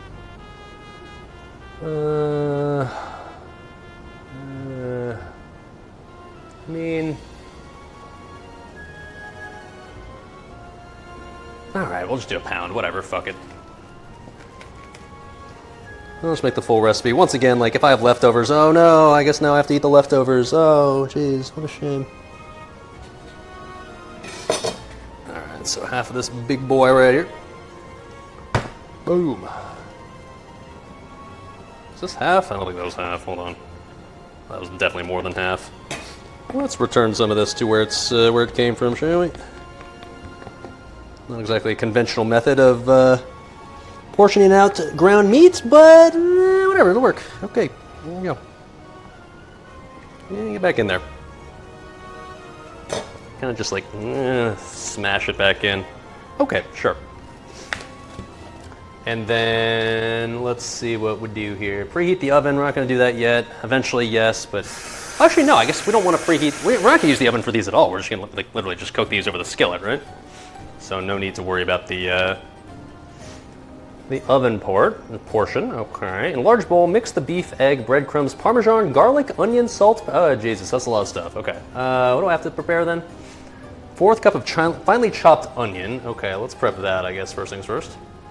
Also, we're gonna need to prep more garlic, in case like we hadn't prepped enough already. I think we'll just use the crusher for that now.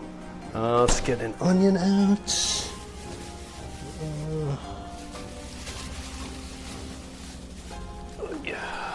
Yeah.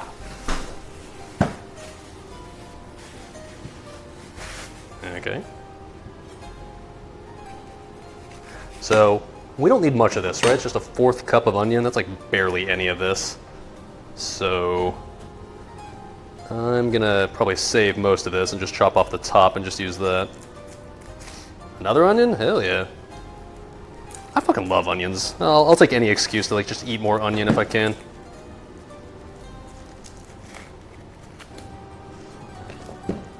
Try the bowl trick for the garlic, makes it way easier. The bowl trick? Whoa. What was the bowl trick? More garlic, more onion? Yeah, exactly, dude. My toe is cramping. In fact. Oh. Ugh.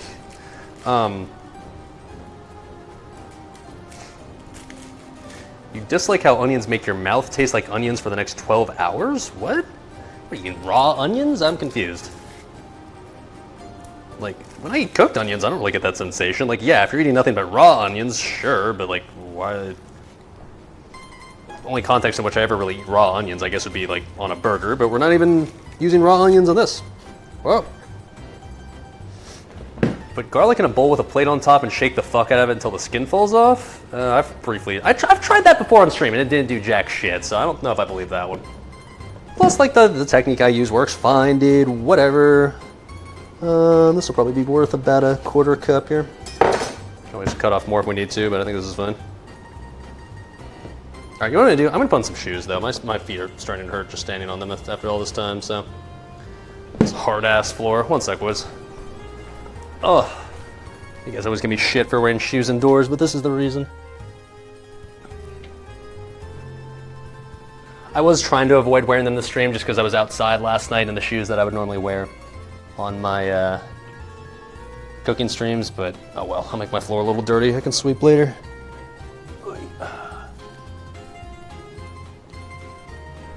Okay. Oh my god, streamer, shoes indoors, that's illegal. The FBI is gonna come arrest you, they're on their way, wee-oo. Yeah, I know. But, oh, so much more comfortable. Oh, yes, okay. Anyways, let's chop this up. Now, how do you dice an onion when it's like just this small amount? Can we just kind of like get cute with this and just sort of do this? This is fine, right? This is fine. I'm not gonna get too fancy with the technique in which I use here. We're just gonna kind of chop the fuck out of this until it's like little pieces.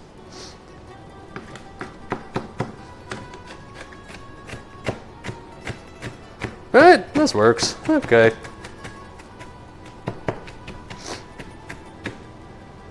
Are they ultra consistently sized? No. Are they going to be fine when mixed together inside of a meatball? Yeah. Also, I know that when I've made this recipe in the past, one thing I actually remember about this is that I feel like I always chop my onions too roughly. Like, I think I want like really, really finely chopped onions for this, so that way they kind of blend into the meatball, or in this case, the meat patty better.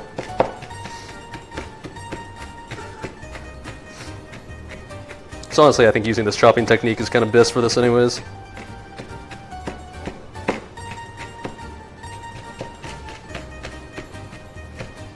Okay. That will do, pig. That will do. I don't know if this is a 1/4 cup, but we're just saying fuck it and adding all of it and assuming it's close enough. It's not an exact science anyways, right? It's fine. We have this? We're good to go on that front? Whoa. Yeah, we're good to go.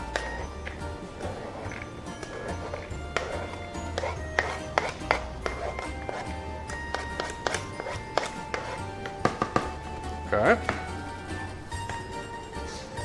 Next up, I guess we can do the garlic. Just wear slippers like a normal person. Yeah, the problem with slippers, though, is they don't really have, at least the ones that I have, don't really have a lot of padding on the bottom. Like, I'm wearing running shoes specifically because they got a lot of padding, you know, for your foot, which makes sense because, you know, running shoes. Slippers, I mean, it's better than nothing, I'll give you that, but slippers, historically, when I've worn those on cooking streams, my feet still hurt by the end of the stream. All right, so 2 teaspoons of minced garlic. I don't know exactly what that equates to, but I'm just gonna assume like 2 cloves is probably fine, right? And not to worry, kids, in case you thought I was out of garlic after that first head, we have a second one. Neat, okay.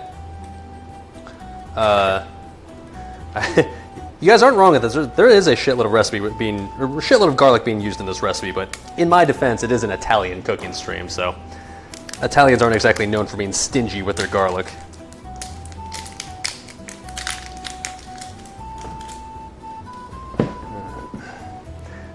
Use the bowl thing. Nah. My arms are a lot bigger than they usually look on stream. Thanks, I guess. I'll take it. It's just the angle. It's all about the lighting, baby.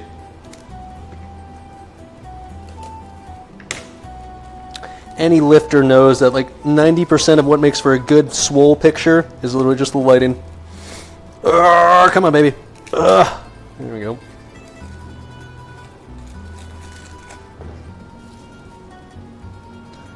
All right, yeah, so since it's 2 tablespoons, or teaspoons, shit.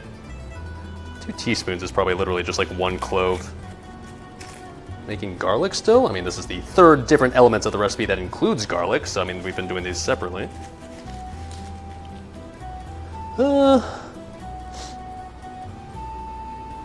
Is this 2 teaspoons worth of garlic on its own? Probably. All right. Sure.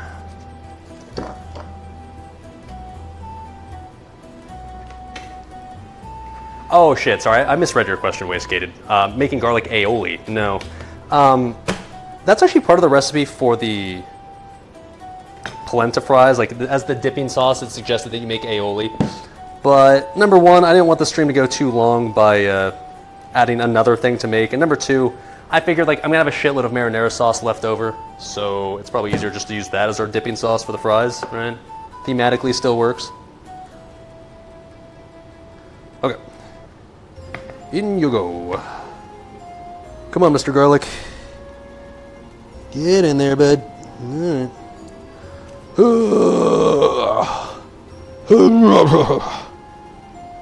Oh, shit.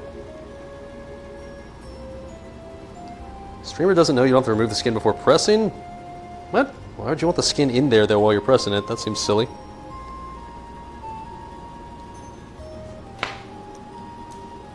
Okay, that definitely was not 2 teaspoons. We're adding another clove. Fuck it, dude. Worst case scenario. Oh no! Not too much garlic. Yeah, no, I'm not taking that advice. I'm definitely still taking the skin off. I don't trust you for a second, because the last thing I want to do is add a bunch of like garlic skin shreds to my beef that I then can't remove. Okay. Oh, I don't think a garlic clove is supposed to look like this, right? Cucumber Nightmare Part 2. What the fuck is this? It's rather translucent. Oh, I'm not gonna eat that. No. Let's just try a different clove. That's fine. Little taste test. I've done enough taste test of seemingly rotten food this stream already. I think I am good on that front, dog.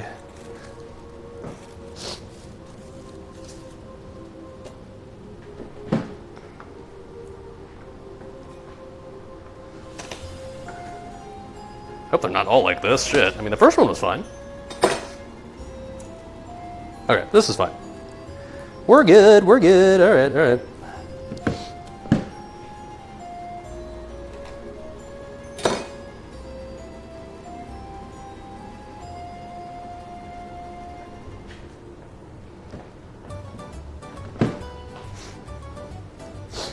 All right. Yeah.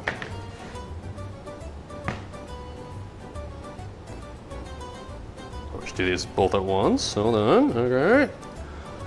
Okay,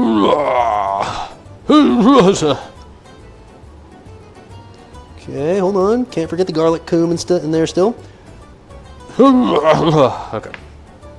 Yeah. I think that's all the garlic we have to make for the day. Well, actually, well, shit. We still need to do some more, I guess, later for the polenta, don't we? Fuck. All right, that's fine. Anyways, so we added that. I guess we add the 1 egg. Ooh, careful. Just add a large egg already beaten. I don't know if that makes a difference if I beat it inside the bowl or do it outside first, but I guess I'll do it outside since that seems to be what it's implying. Okay.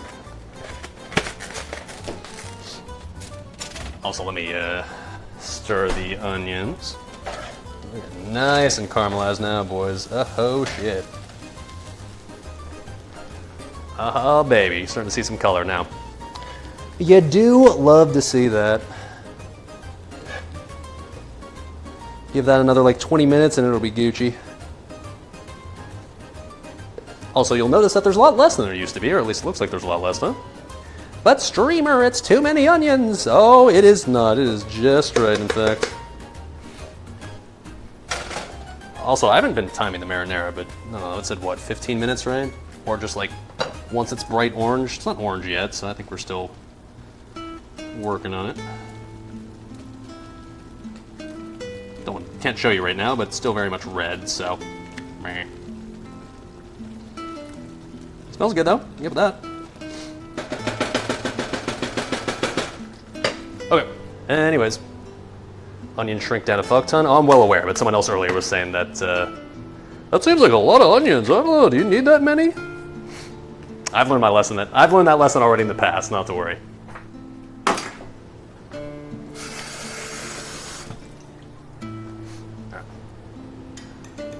So my dad, it's gonna be a random story, but my dad, whenever he makes scrambled eggs when I was a kid, he was just able to like do this fucking magical trick where like he'll whip the eggs so fast that they start to like create this like circular loop in the air because he's just like, he's whipping them and it's like a circular motion that's so quick that like he defies fucking gravity with eggs.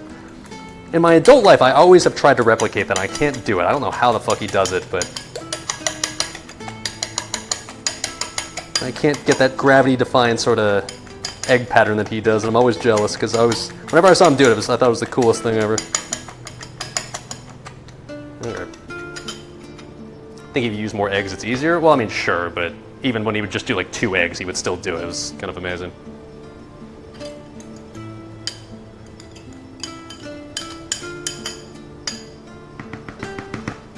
Okay.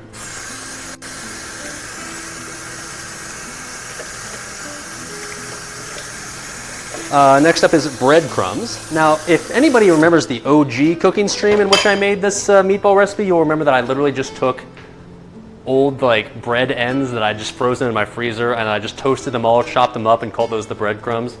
Yeah, so today we're not gonna do that. I do actually still have like some old bread ends that I would, in theory, just be able to use for that purpose again. But in the interest of time and in the interest of making these actually taste good, we are just gonna use store-bought breadcrumbs, so great value, obviously. Put this onion away, one sec.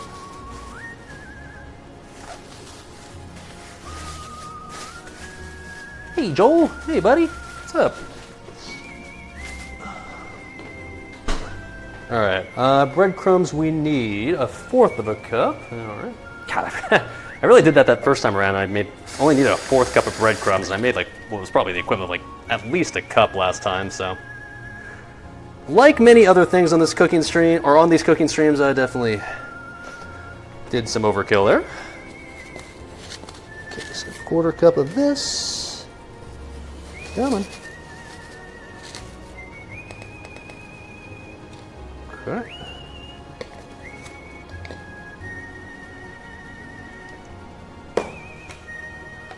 Soaking breadcrumbs in milk equals giga juicy meatballs? I'm not saying you're wrong, but I haven't tried it, and I know the method I'm using here works well enough as is, so I'm just gonna stick with what I know. All right, so next up we gotta put some Parmigiano in there. All right. Let's get the block back out. Parmigiano. Fugazi, fugazi.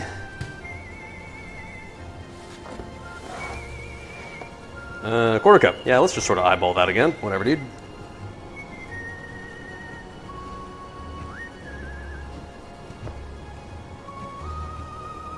Is that a quarter cup?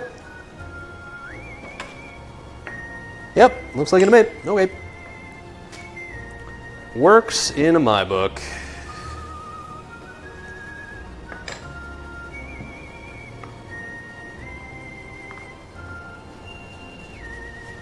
It's true, you always soak your balls in milk. Hey, you know what? We talked about fetishes earlier, right?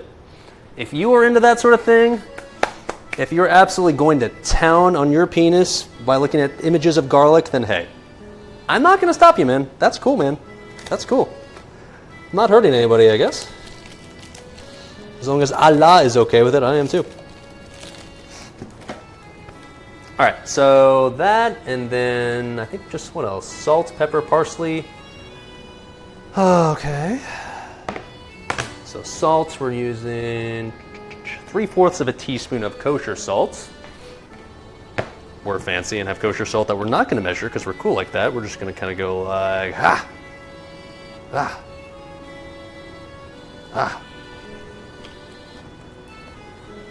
What's up, Big Jones? Some onion balls with little meat in them? I'm just following the recipe, man. I've made this before. Like, I think you're not seeing just how much meat there actually is in there, I promise you. There's a lot. All right, then pepper, just 1/4 of a teaspoon. I'm not going to measure that. We'll just sort of go like, yeah, okay. And then last but not least, some 2 tablespoons of chopped fresh Italian flat leaf parsley. I did not buy Italian parsley. I bought regular parsley. We're going to call that good enough. I am generally speaking not a huge fan of parsley. I don't hate it, but I never go out of my way to have it, so I didn't really feel like buying a giant thing of Italian parsley, and I could only find it in a large quantity. Even this was a large quantity, but at least not as bad. Pre-ground pepper, oh, shut up. Yeah, streamer's gotta be fresh cracked, otherwise it tastes completely different. Streamer, you gotta get salt from the mountains of the Himalayas, otherwise it's not gonna taste like NaCl. That's the one I especially don't get. Like, okay, look, I understand that like maybe fresh ground black pepper might be taste fresher and have more of an intensity to flavor. I don't fucking know. But the one I've never understood is people that get like fancy salt. Like, isn't the chemical composition still the same regardless of the source of the salt? Like whether it's sea salt or Himalayan salt or whatever the fuck? It's still just NaCl, right? Is it not just like salts? Salt, not just salt? That one's always confused me. I always just assume like people just get that shit because they're pretentious and want to feel fancy.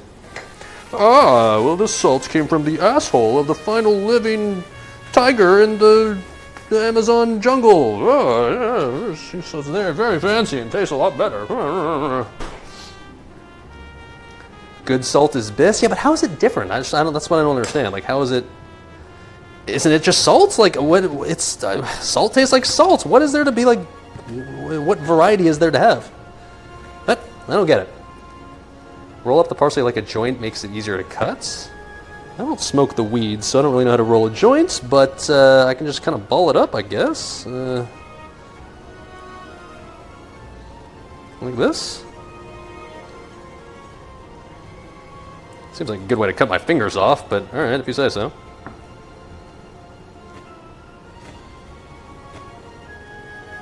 Oh, careful, SpongeBob. That did admittedly work pretty well, I'll give you that.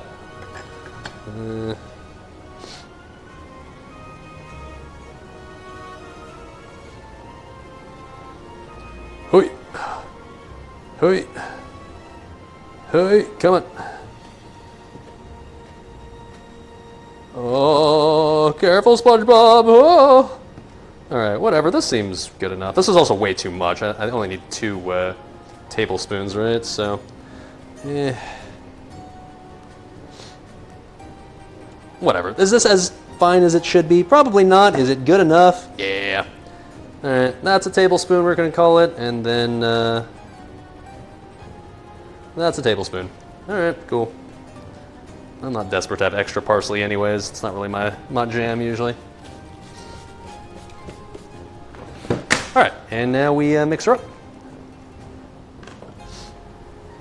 Ooh, okay, the marinara sauce is actually reducing pretty nicely now. Let's see if it's got what you describe as an orange color to it. I guess.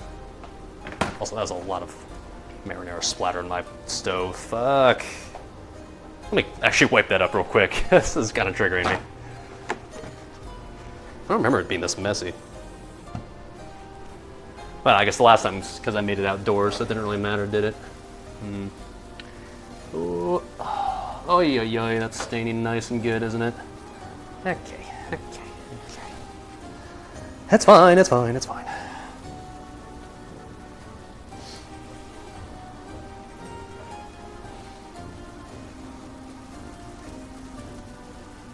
Alright.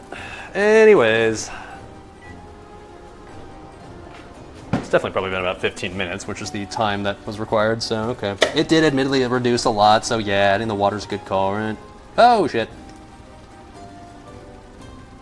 Looks pretty tasty, booty. Okay.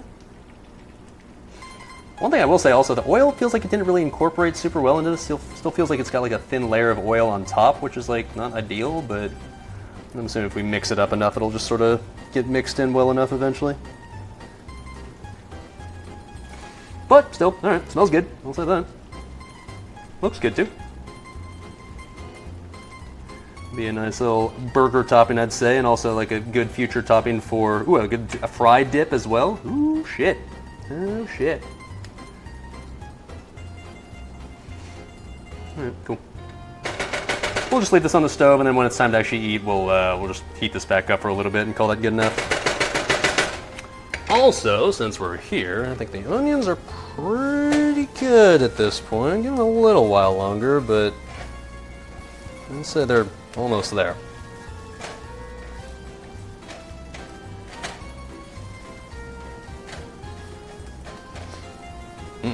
Good shit, good shit.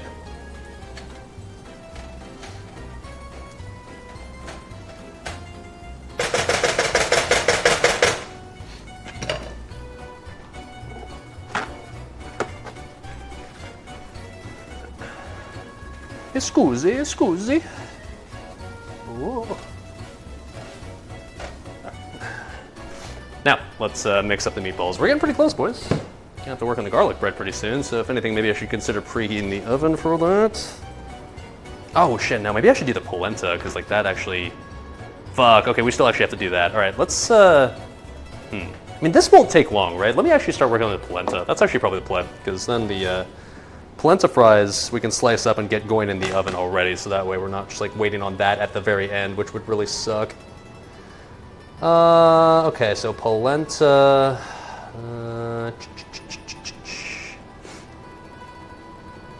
Preheat the oven to what? 425. Okay.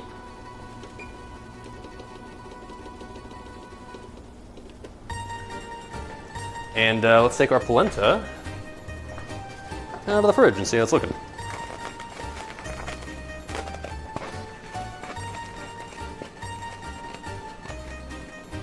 Oh, come on.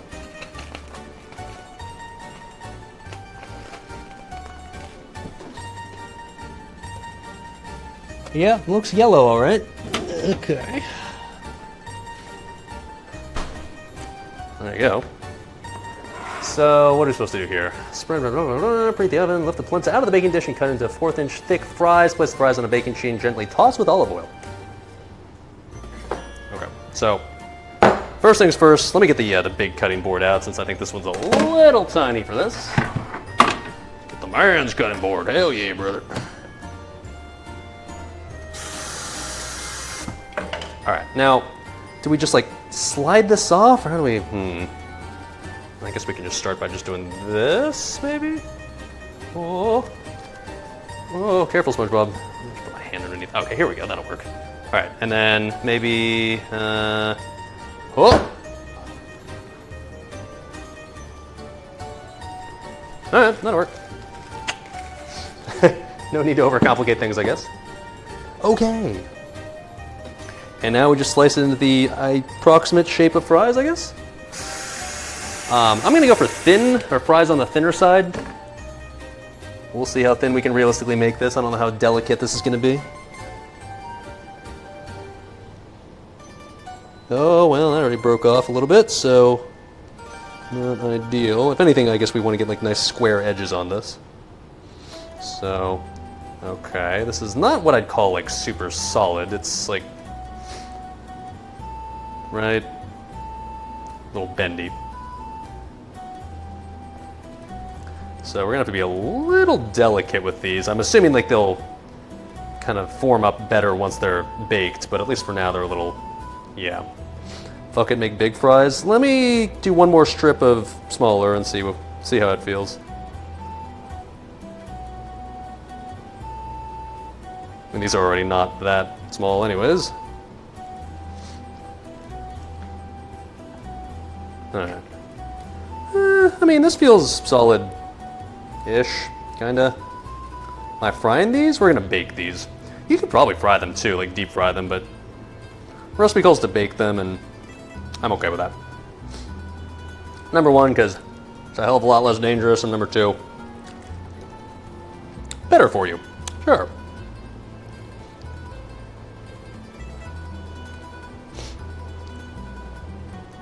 Yeah, you definitely have to be a little delicate with this, though. This is not ultra structurally sound.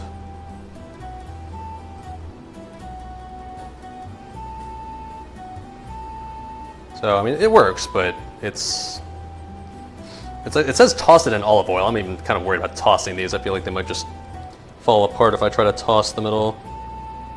Might just coat them or something with like a brush.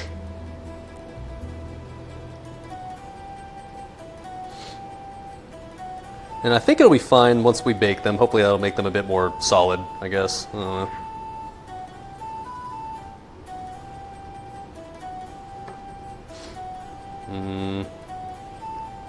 Okay, this little end's gonna fall off anyways, whatever. Let me eat that. Mozzarella sticks? No. They are polenta fries. Fancy Italian shit. Hell yeah.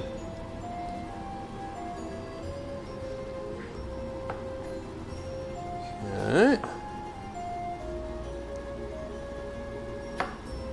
It's kind of short. Maybe I should make these a little bit longer. I'm just worried if I make them longer, they'll be not super structurally stable. Just go with what we got. Whatever, dude.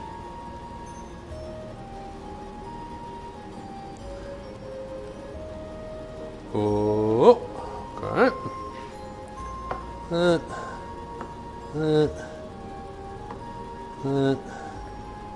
Okay.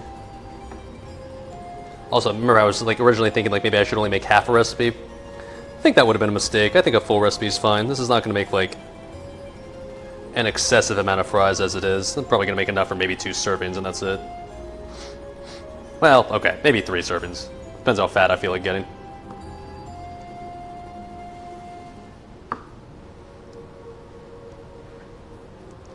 Why does polenta come in cylinders? Whoa! It doesn't come this way. I feel like I'm saying come a lot, but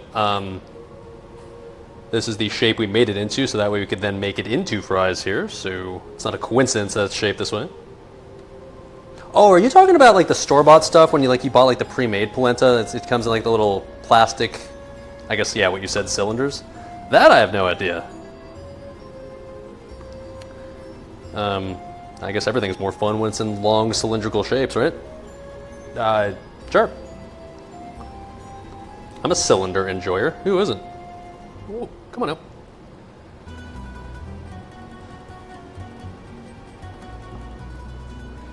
Alright, so these are kind of thick on this end. Like this side of the polenta was thicker than the than this side, so that means that these actually are more structurally stable. These ones I'm not particularly worried about falling apart. These are fine. These are solid. Oh.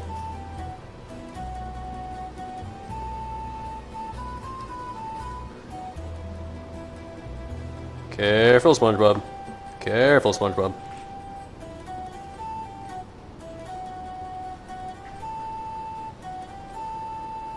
Okay. Yeah, these are gonna be on the thicker end for what you'd call a fry, but I imagine they'll be perfectly edible still. How long am I supposed to bake these? 15 to 20 minutes, it looks like. Okay. Oh wait, no. Shit, it's actually still a while. 15 minutes. Then carefully flip and then bake another 15 to 20. Ew. Okay, shit. It's gonna be a while then. I guess maybe we're not as close to being done as I thought. Rip. But that's okay. Like, in the meantime, we still gotta make the meatballs, and we still gotta make the, the meatballs, and then we still gotta make the, other thing? What else am I making? Something.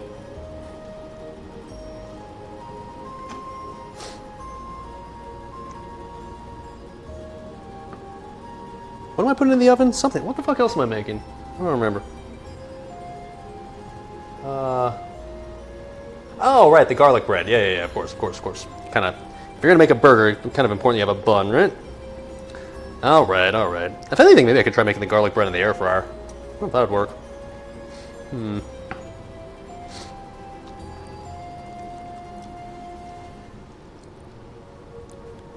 Okay, scooch over.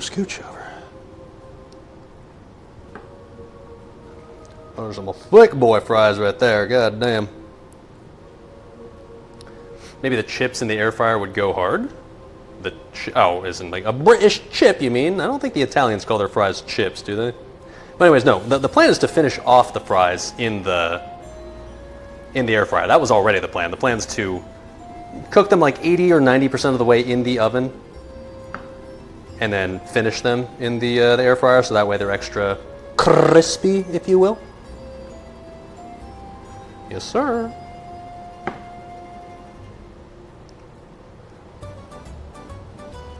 You Aussie calls them chips as well, not just the British with their silly fish and chips. What do you call actual chips then? Like if you get like a potato chip, or well, okay, that still doesn't make any sense. But what if you get like a, like a Dorito? What do you call that? Or like you go to a Mexican restaurant, they give you chips and salsa. Like, are those also chips, or do those have a different name? They call them crisps? I'm sorry, no. These are fries, okay? If I want some chips and guac, give me something like corn hard crinkler, like crusty, not like this. That'd be silly. Huh.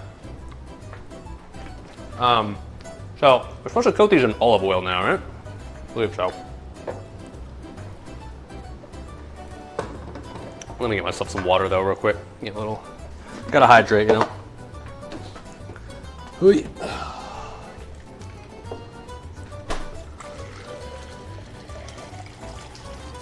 Oh shit, I'm spilling. Okay.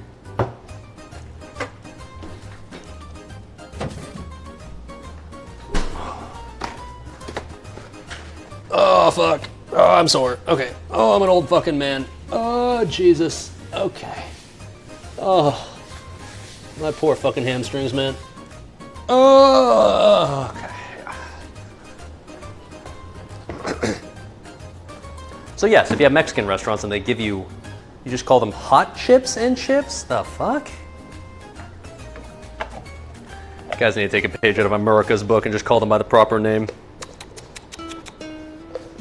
Of hamsters? What? Someone skipped leg days? It's more like I literally did one yesterday. Bro. Okay. So what do we have to do here? Place the fries on the baking sheet, gently toss with olive oil, salt and pepper. Gently toss. I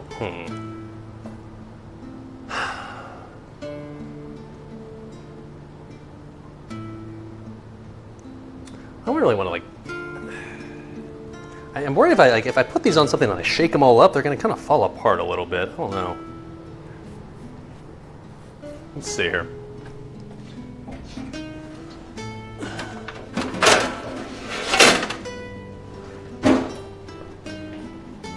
Baking sheet, seen some shit, by the way, over the years that is. Alright. I feel think it'd almost be better just like to sprinkle them with stuff and not really like toss them per se. I think that's fine. I'm gonna do that.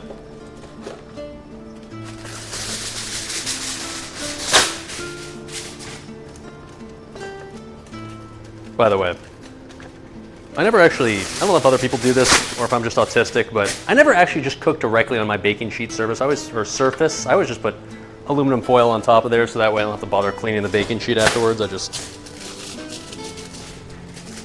rip off the aluminum sheet and just be like, all right, toss it, we're good.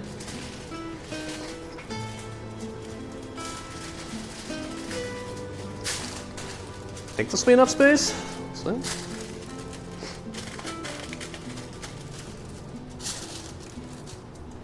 There. All right, brothers. I guess I should use olive oil for this part, but whatever. Fuck it. Too late now. So I think we'll just kind of toss them on here in a row, and then maybe the olive oil. I think what I might do is just like pour a little olive oil into like a bowl and then brush them with olive oil, like with a little brush thing that I have, instead of trying to toss them, because I'm just worried about the structural integrity if I toss. Let's see here.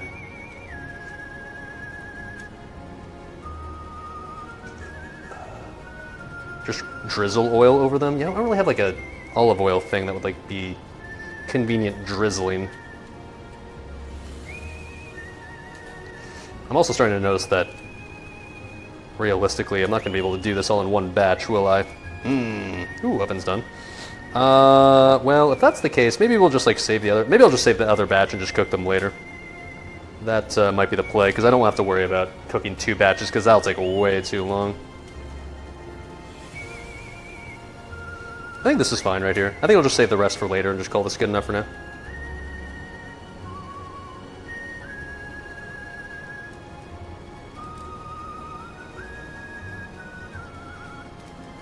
Don't Americans have oil on spray? Brother, I literally just used it right in front of you. Okay. Now, I mean, I guess you're talking about use the spray oil for like doing on top. Like, I don't have any olive oil to do that. I just have it like vegetable oil. The spray, that is.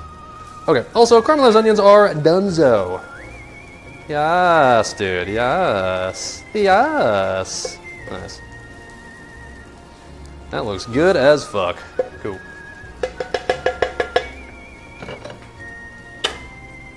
Just put these onto a plate and have these ready to go for later. Cool.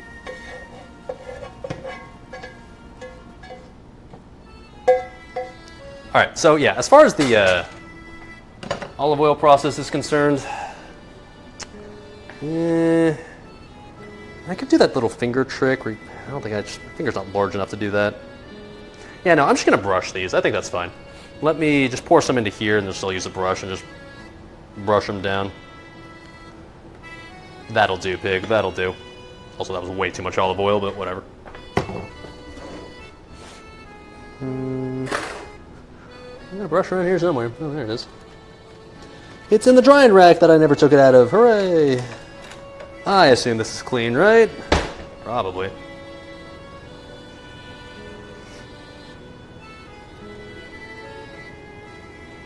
Alright. Ah, the brush. Isn't working as well as I kind of ideally hoped, but it's fine, I guess.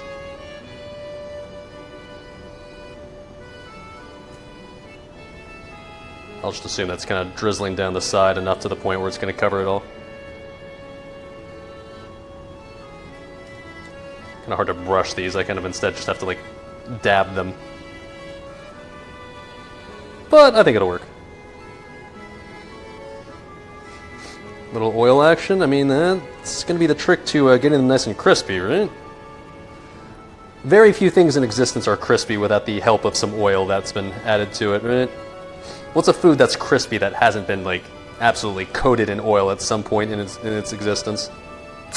I'm not sure I can think of one.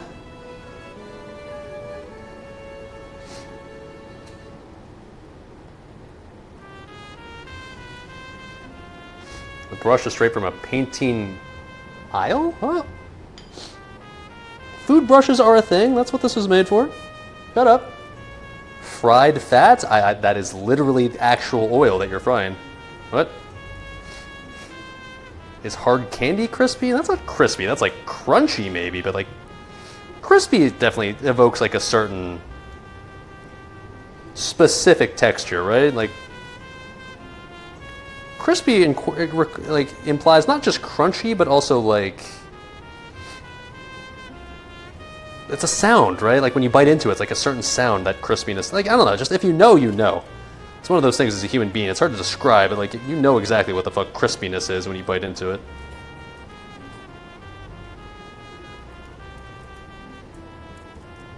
And we certainly hope these will be crispy and not soggy and sad. We shall see.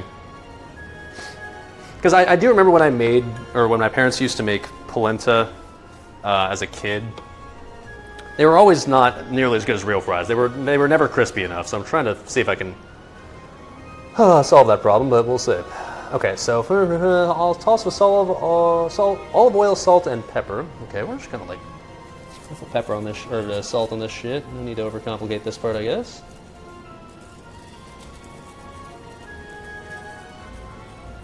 Kind of like a lot of salt on these, but I like salt. That's fine.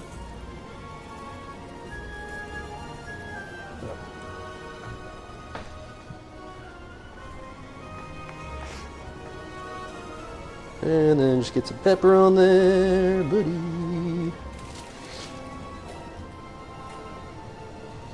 Getting half the pepper, like not even on the fries, just on the baking sheet. Awesome.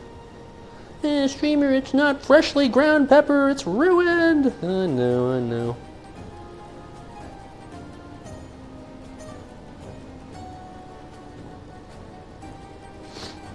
Come on, baby.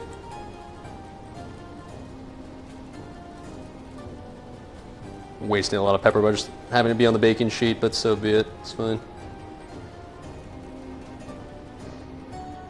Okay. Oh, come on. There we go. All right. All right. Well, toss it in. See what happens. Sure. Wait. In you go.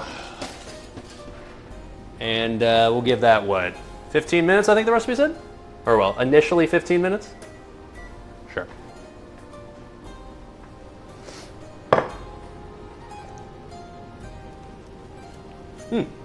Oh man, I could just eat this like on its own. All right. So like I said, I'll just save the rest of the polenta fries for later. Hopefully they end up being good, but I can always bake these for later since I assume they keep fine. I don't know, maybe.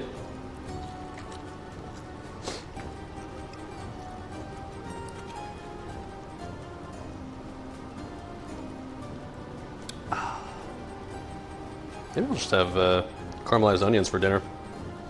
Be fine too. Anything beats stale cucumber? Ugh, man, that's still so sad, dude. If you weren't here at the start of the stream, there was one more element to this dish that we were going to make, which was going to be pickled cucumbers, but the pickle that we had was, I'm not going to say rotten, but definitely like past its expiration date to the point where it was a little slimy on the inside. Not great.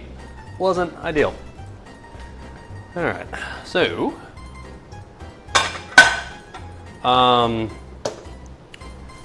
what do we have next? So we got the polenta fries in the oven, good shit. So I think the last things we're gonna have to work on are the meatballs. We already started mixing those up, right? Those are already like inside, just ready to go. And then the last thing will be the garlic bread. Now the garlic bread, I think, like, let me check to see how long the garlic bread's gonna take to bake, because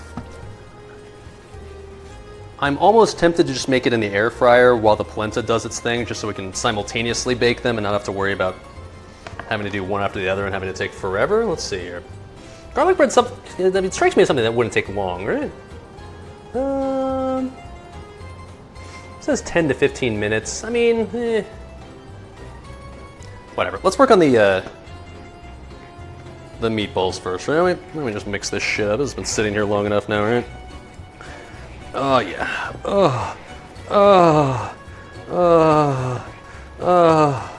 Oh, let's see if we can get some ASMR here.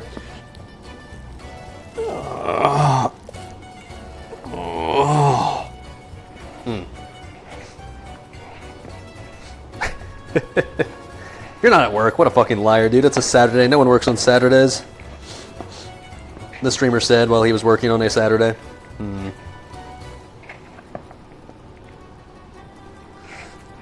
All you normies don't work on a Saturday. I don't fucking believe that for a second, dude. Imagine being a normie. Ugh. Disgusting.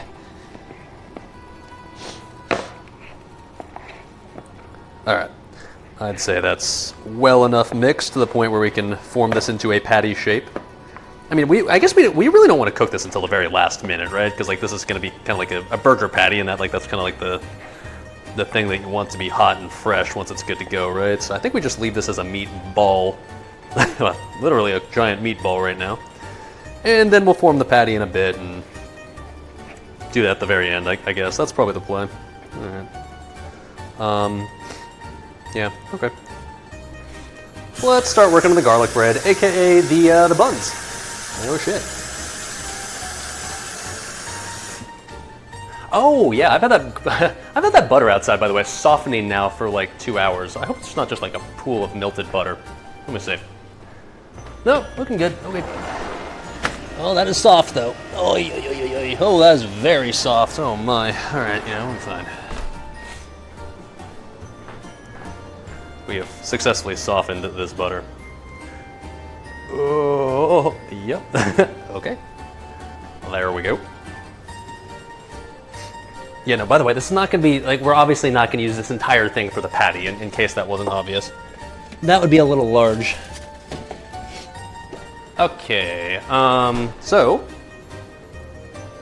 let me link for you guys the garlic bread recipe we are using, that is. According to the recipe title, it is the best garlic bread you will ever eat. Now, it's funny how so many recipes seem to claim that whatever it is that recipe is for is the best X you'll ever eat, but I guess just every recipe in existence just makes the best version ever of whatever it's making. Huh. It's like the world's best cup of coffee. Congratulations, they did it. Someone understand that reference, by the way? Movie? Surely someone, right? Okay.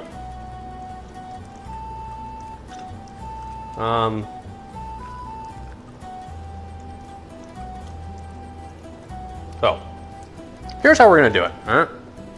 I thought for a while about this, about how exactly to make something that would resemble burger buns.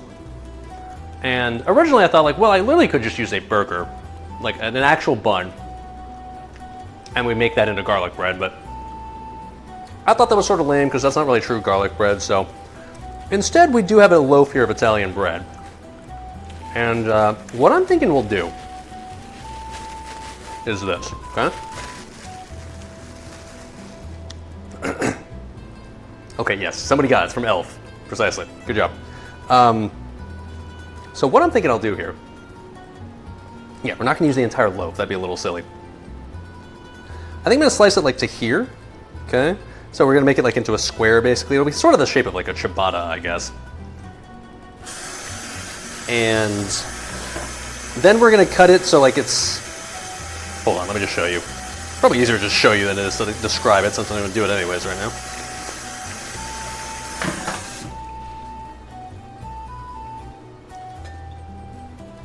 All right, should I use a bread knife for this? Maybe. Do I have a bread knife? I do actually. Am I gonna be actually getting it out? Nah, that sounds like a lot of work. All right, so let's make this into approximately a square right here. That looks close enough. Okay.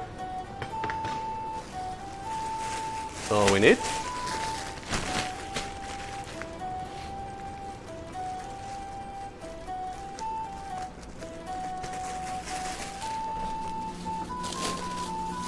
Pro tip, freeze your bread if you want it to last forever. All right, now, we're gonna cut it now like lengthwise, so like this way. So that way we have like a nice little sandwich bun shape sort of situation. But we're not just gonna leave it at that, because that would be, number one, really fucking thick, and number two, it'd be hard to make garlic bread with the crust on it, right? So we're gonna do something a little bit unconventional after we slice this this way. So slice like this, okay.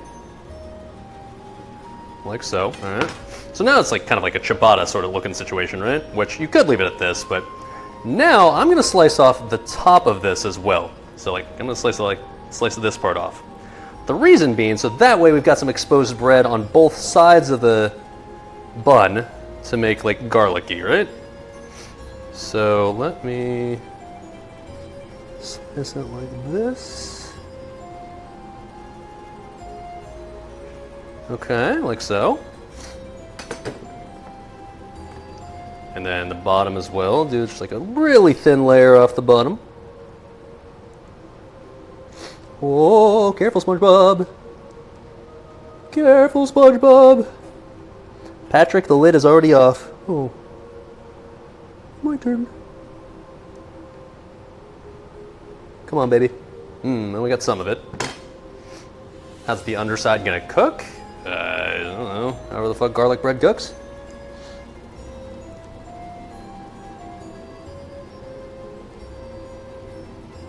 Okay, hold on, almost there. Okay. So now, we got like the exposed bread here, so now we can kind of like soak both sides in the garlicky goodness. Cool. Huh. Garlic bread with the crust on's always better. Too late now. Whatever, fuck it. So, this will be like our burger shape here, right? Like that. Not exactly the shape of a hamburger bun, but it's close enough, whatever. All right. So we got that.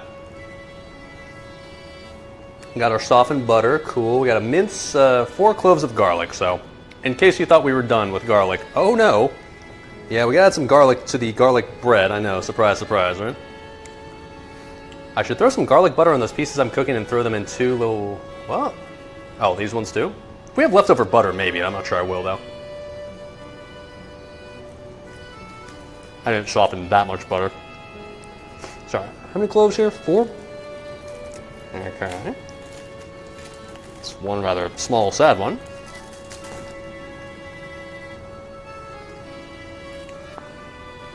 Ooh. 2, 3, 4, but that's not nearly enough. Actually, well, I guess it is, because like we're not making a full recipe here, are we? All right, never mind, we're good.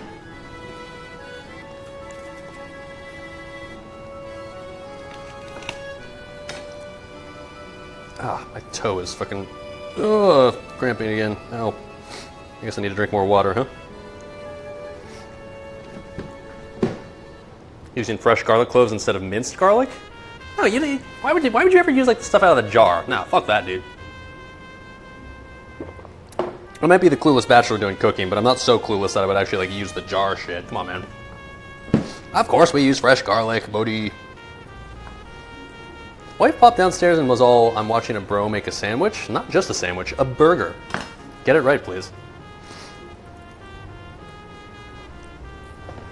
Plus, like, I'd say there's a little bit more to this than a sandwich. If it was just a sandwich, it's something so you can like make in like 5 minutes, right? Meanwhile, we're 2.5 hours into the cooking stream and we're still, I don't know, chugging along. No one ever said I cook quickly, alright? Not really my specialty.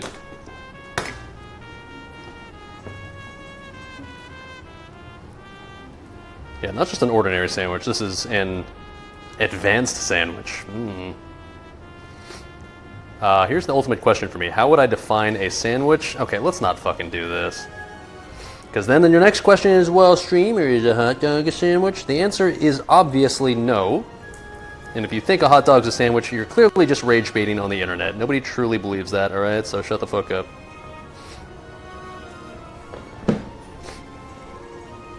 How is it not? Because you can look at a hot dog and use your brain to say, oh look, that's not a sandwich. It's really actually just that easy. We don't need a formal definition to look at a hot dog and know that like, oh, that's not a sandwich. All right, cool. All right, can I just use the garlic crusher for this? Is that allowed? This doesn't really work as well when you're doing garlic bread, huh? We're just have to like ultra finely mince this, which I'm really fucking bad at when I have to do it manually.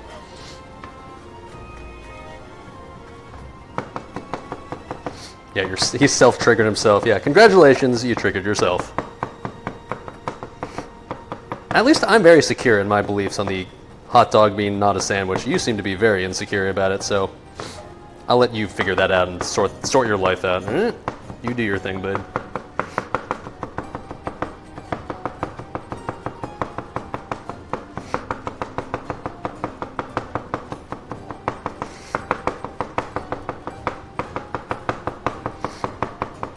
Okay, is this finely minced yet? Is mayonnaise an instrument? I think it's time for a snot rocket pretty soon, by the way. I feel it coming. In fact, yeah, it's already here. Fuck it. All right.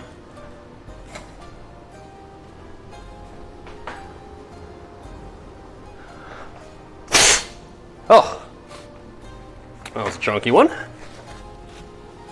Oh.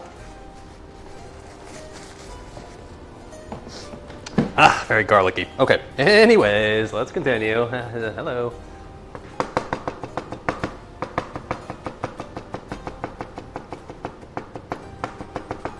All right.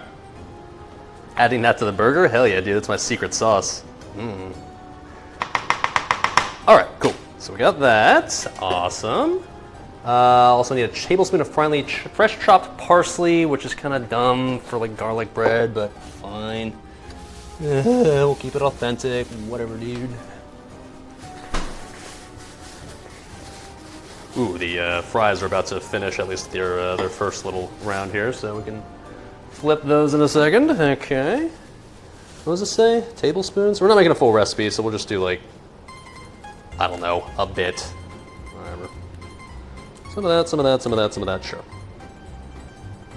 Yeah, I don't know. Keep in mind, I guess I'm not really doing this recipe properly in that like this is supposed to be for an entire loaf of bread and not just like 2 slices, so I guess I'll have an extra slice if we have extra ingredients, but which I think we will, but I'm pretty sure I already chopped way too much garlic, which maybe is not a bad thing, but yeah. Trying to bunch it like chat suggested. Making me scared for my fingies. Okay, that would be the oven being done. Oh, how the fuck do you, like, people are saying like, oh, bunch it up, streamer, just like, how do you do that though without like bunching it up in your fingers that you're trying to avoid slicing off? I'm confused. Whatever, this works fine. Okay, sure, fine, good enough. All right, cool. Supposed to roll it up like a doobie? Yeah, but how do you roll it up like when it's just like small little leaves? I don't get that. It's not like I've got rolling paper to put it in. What? Okay, whatever. Let's take out the fries and flip them, shall we? Oh. Over we go. Oh. Oh shit.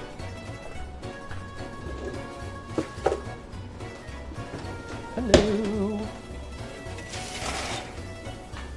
Okay.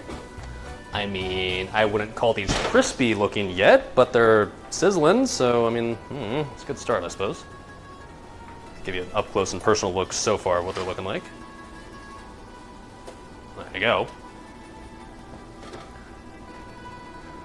Alright, and a nice little flipperoni. Okay, this is tedious, but whatever. Okay, well the bottom side actually is getting somewhat crispy. Okay, hold on, wait a minute. You know, I bet, like I said, if I throw these in the air fryer at the very end of the cook time, we might get like a decent level of crispiness. Honestly, I would love to see what they'd be like if we did deep fry them, because to be honest, deep frying, if you're looking to make something crispy, deep frying is the ultimate way to do it for sure, but that being said, this seems to at least be working okay. Oh, come on, baby.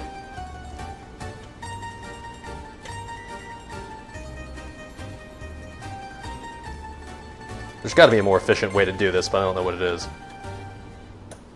Oh,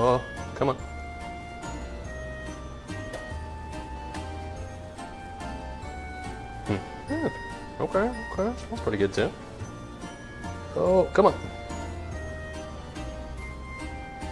Bro.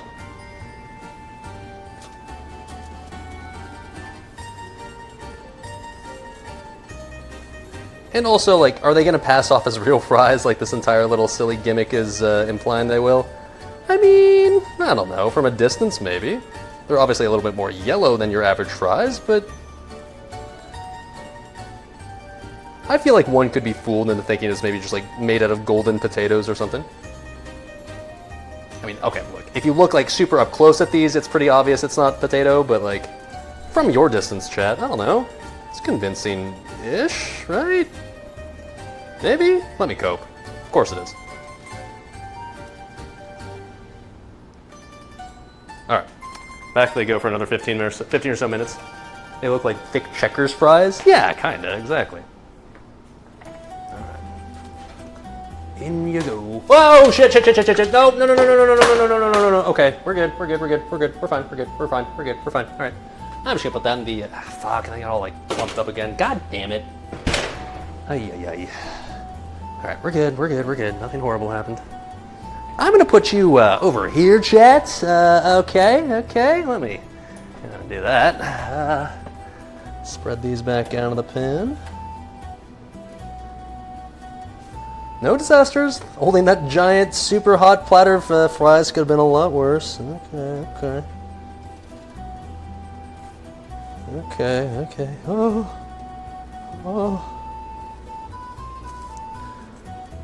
Oh, good thing I didn't fuck up, because I've never had a cooking-related disaster on this stream before.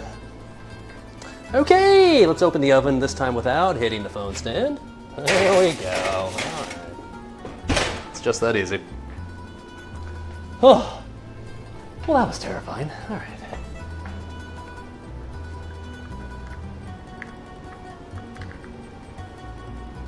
Anyways, let's continue on the garlic bread, shall we? Oh, also need to set another timer. So I guess we'll set a timer of like,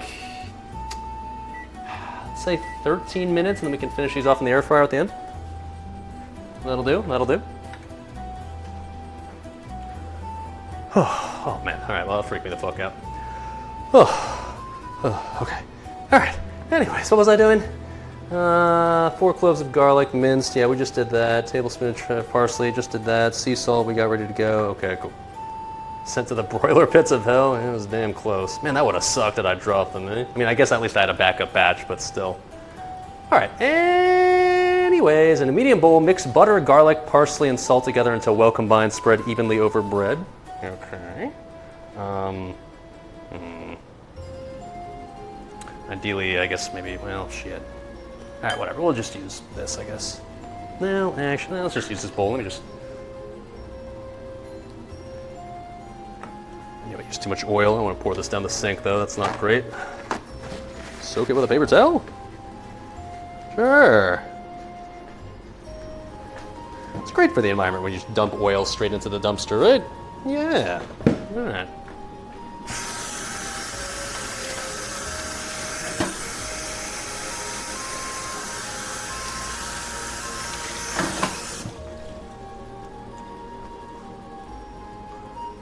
Now, like I said, I didn't exactly like do this in a way where I measured things out precisely, but I'm just gonna add this little thing of butter, which is, I guess, 1/4 of a cup, technically, because it's 2 tablespoons, something like that. And then, so that's like, what, 1/4 recipe, I think?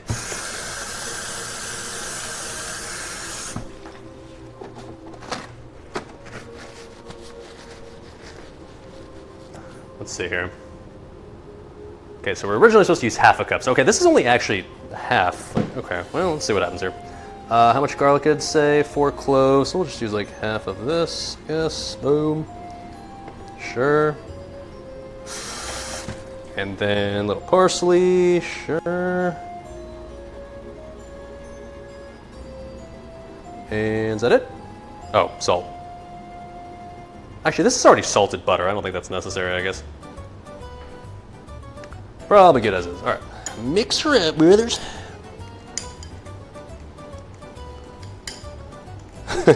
Well, as you can tell, that butter softened successfully, so it makes it nice and easy.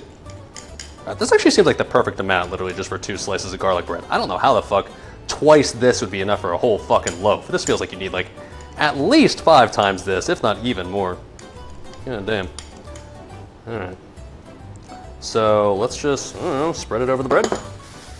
Now, I know you guys were asking how you're going to do both sides. I didn't really think of that, to be honest. I was kind of thinking, like, oh, well, I'll just, like, spread the butter on both sides and it'll work fine, right? But admittedly, I see the problem that you're referring to now.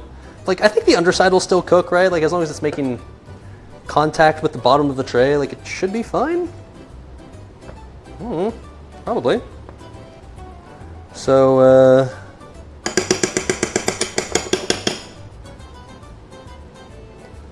spread her on there. I've never actually made garlic bread in my life before. Obviously, I've eaten it plenty, but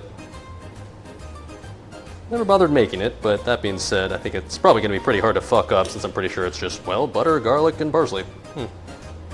Okay. Add garlic and butter to bread, profit? Yeah. No need to overcomplicate things, huh?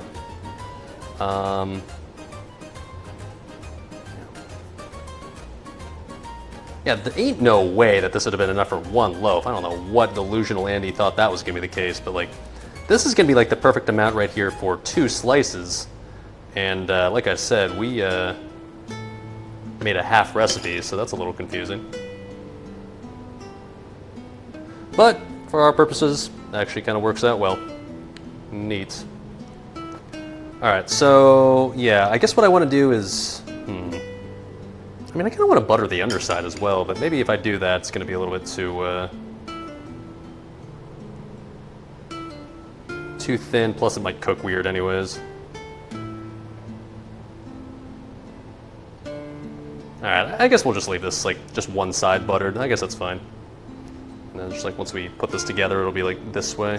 Or actually, well, this is... Ah, fuck, this is the bottom, isn't it? Fuck! Well, shit. Okay, I already kind of buttered the wrong side, admittedly. Or did I? Yeah, I definitely did. Fuck! I mean, I guess I could just flip this and... It won't be, like, perfectly aesthetically fine, but I'll just show it from the other side where you won't be able to see, so... whatever, it's fine. Okay. Can butter both sides and cook it? Yeah, I guess. I don't know. Just seems kind of weird, like, if I butter one side, it's gonna... it's not gonna work very well. Nah, I'm just gonna stick to one side. Whatever, it's fine, man. It'll just be the side that's up that you can actually see.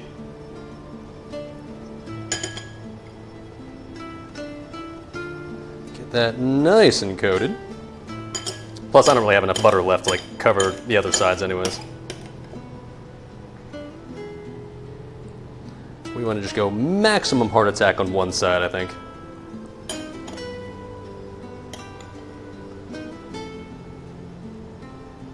Alright. Looks good in my book.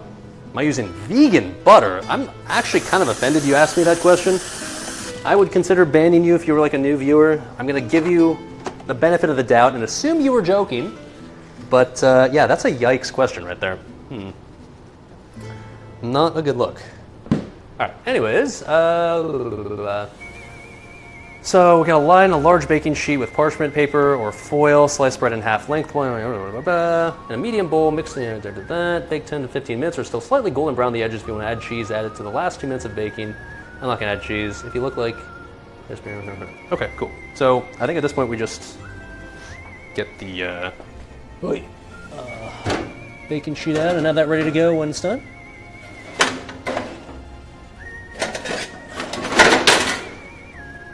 How adorable this is.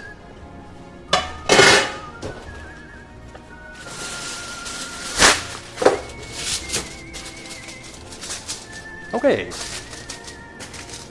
So obviously we'll have to add this. The good news is the oven temperature that it requires is 425. Again, the exact same temperature we're using right now for the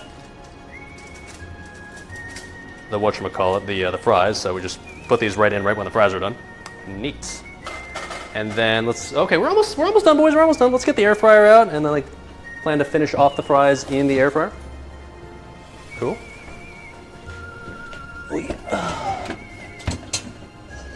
Oh.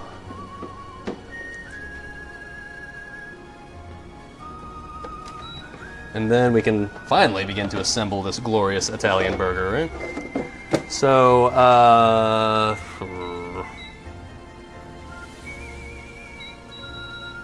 think this will only have to air fry for like,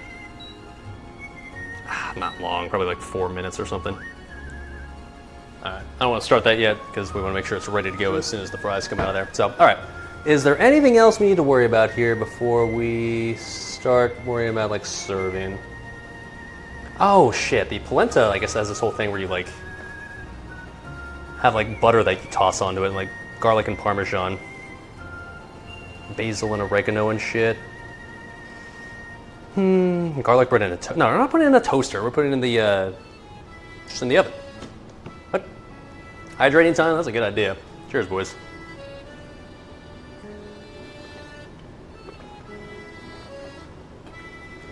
Yeah, no, honestly, I think I'm gonna skip the step where you're supposed to like melt butter over the fries. I think what I'm just gonna do instead is I'll put some Parmesan over it, like we'll grate some Parmesan over the fries, but then after that, I think all I'll do is just have the cheese melt over, because we're gonna use a dipping sauce, because this recipe kind of like assumes that you're not gonna use, like, well, it assumes you use aioli, but regardless, I think we're just gonna have the fries be as is.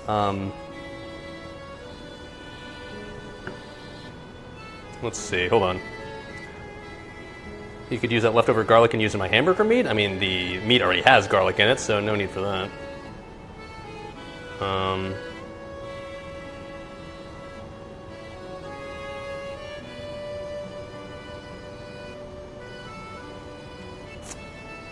That's weird. So like this recipe seems to imply that like you would just sprinkle raw garlic over the fries. Is that a thing? Do I cook like this every day? Yes, literally every day. I cook for 5 hours straight. That's weird. This recipe seems to imply that you literally just sprinkle raw garlic over like the finished fries. That seems like it'd be a lot. What's up, Chef DeMarco? Cooking for 90 people today at work? I suppose the name would make sense then. Enjoying the cooking stream? Hell yeah, dude. Yeah, it's been comfy so far. Hope the end result ends up being like good. We'll see. Alright, anyways, I'm gonna start preheating the air fryer. And I think we're finally to the point where we can start forming the patty for the burger and just get ready to send that. Ooh, and then we can get the cheese out too. Oh shit. Okay.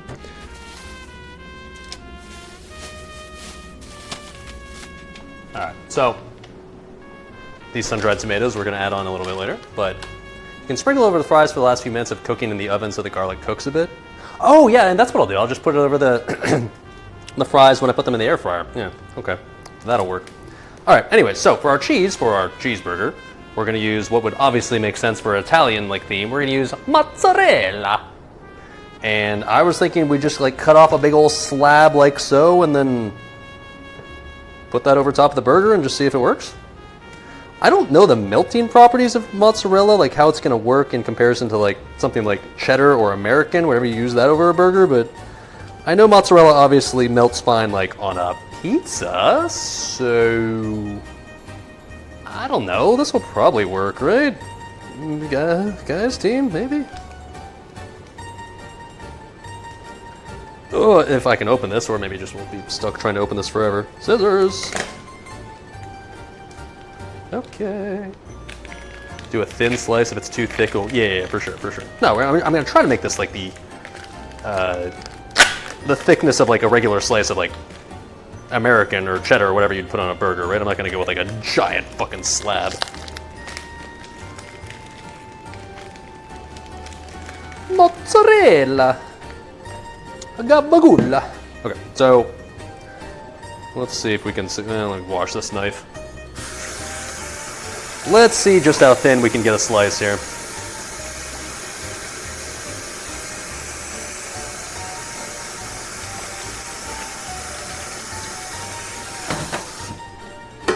Whoa.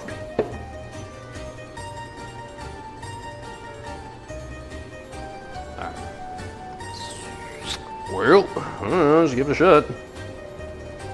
I might have to take like the top layer off so I can get a uniformly thin slice on my second attempt. Let's just see how this first one goes. I'll get the air fryer ready to go. Well, actually, this one's looking pretty good already. I mean, it's a little thick. I don't know. One side's definitely thicker than the other. Maybe we just try one more slab. I think that's the play. Now that we have like what in theory is like a flat side on this. Oh, come on, baby.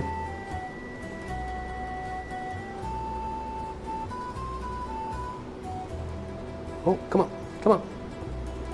All right, how about that? Okay, that works, that works. Look at that. Perfect, that's thin. That'll do, nice. All right, sick. What do I do with this other piece of mozzarella? I don't know. Preserve for later, I guess.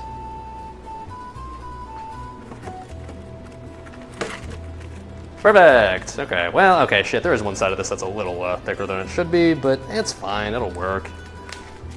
Whatever, dude.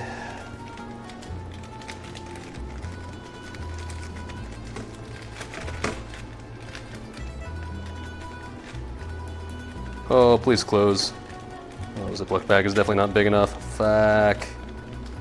Oh, or is it? Oh, come on, please close. Oh, it is, let's go. Okay.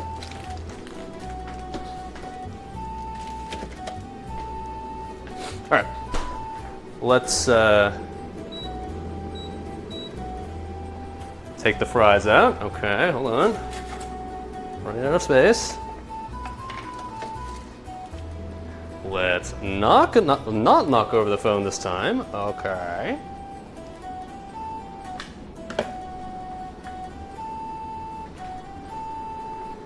What do we got?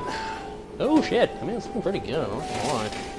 Oh shit! Okay. I mean, I'll be honest, man. These are almost kind of looking just fine as is, even like without. Oh man, these are already really fucking crispy as is. Maybe we don't need the air fryer. Like here, let me just give you a close up here. That looks pretty fucking crispy just on its own already, man.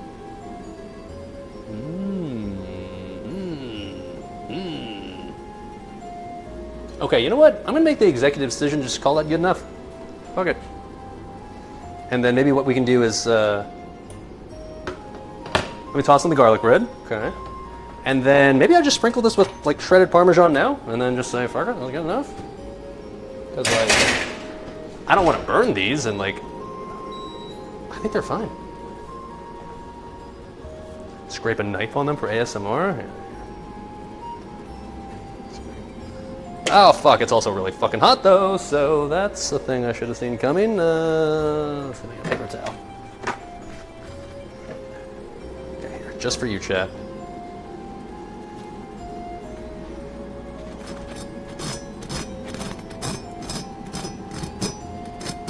Oh, see? I mean, come on. Come on. Come on. Bro. Seems pretty good to me. Okay, let me just shred some Parmigiano then real quick so that way we can just kind of sprinkle it. Since I guess we're just calling this good to go.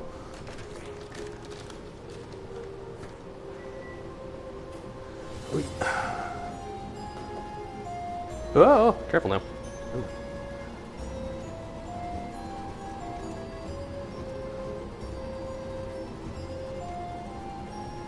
I was worried about whether I'd have enough Parmesan, but it's gonna end up being just about right.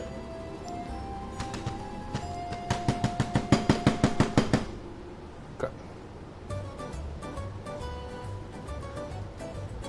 Alright, so I think we just sprinkled that over here. Oh shit, I gotta set a timer for the garlic bread. 10 minutes.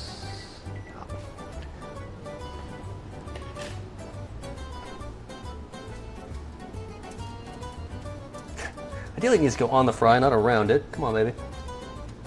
It's not working as well as I would have thought. Okay, maybe just instead, and maybe I just put this over the plate once it's ready, because like, it's not really melting. It's, well, I mean, it's melting, sure, but like not really on top of the fry, which is supposed to be the point. Okay, hold on.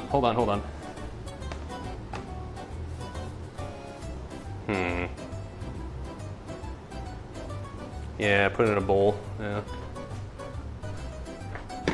Okay, sure. What am I doing? Why am I doing this one by one? What the fuck am I doing?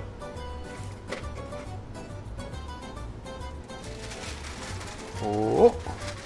Oh. Oh.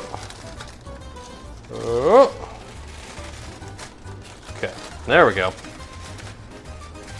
We're not cavemen. We have technology. There we go.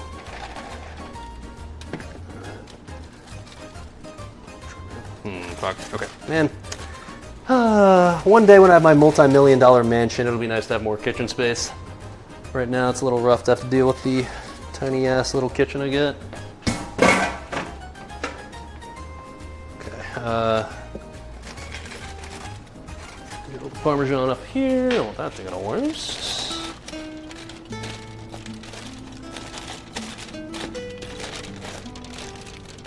Come on, baby.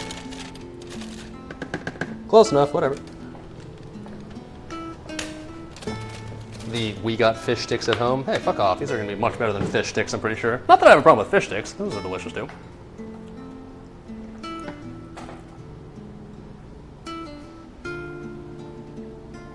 There we go. Let that do its thing for a bit. Now, I want to eat these ideally pretty soon, because otherwise they're going to get, they're going to lose their crispiness and get cold, so let's not take too much longer here. All right. Let me, start heating the skillet up so we can cook the burger. Oh shit. What was in here before? Onions, yeah, that's fine. I don't have to clean that. Alright. Air fryer, well, guess we didn't end up needing you, sorry, bud. It's a great idea. In theory. Where the fuck do I put this? God damn it, dude.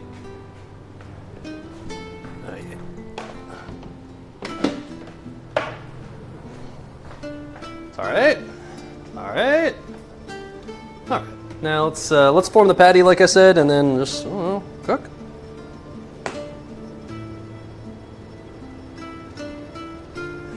Got our slab of cheese already.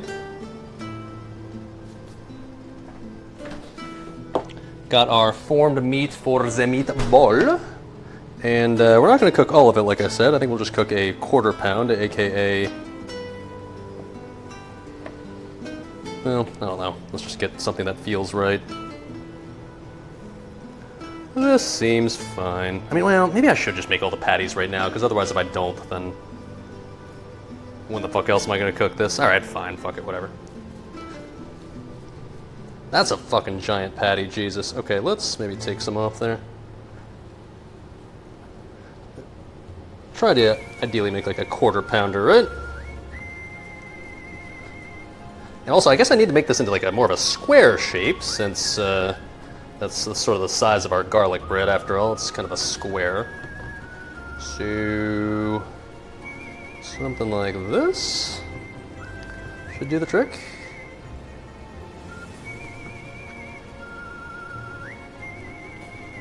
Meat sponge square burger bowl thing. Sure.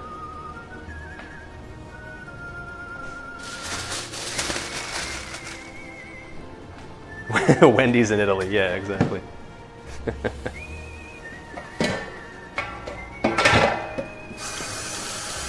All right.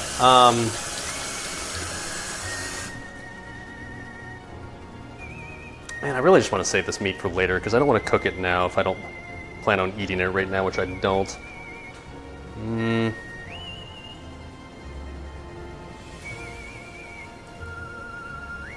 Yeah, maybe I'll save this for another time. I think if I cook it now, it will be fresh by the time I'm ready to eat it again. All right, so the mozzarella, in theory, once we're good to go, is it going to go straight on there? All right. All right. Well, shit, see how this goes? Let's take you over here. Ooh, we should start heating up the marinara again. Let's do that. Okay. So, I mean, this should be a pretty straightforward process, right? This is literally just cooking a burger over a skillet. I've done that before. That one's not hard in theory. So we got this one. Oh, you know what I need to do? Fuck, I gotta salt and pepper the bun, or salt and pepper the patty. That's something I do with a normal burger, right? So I mean, this one's no exception. Okay, I can do that. Okay. Stir the sauce? I will once it heats up a little bit. Oh, that's a lot of pepper. Okay, cool. Pat that shit in. Okay. Ooh.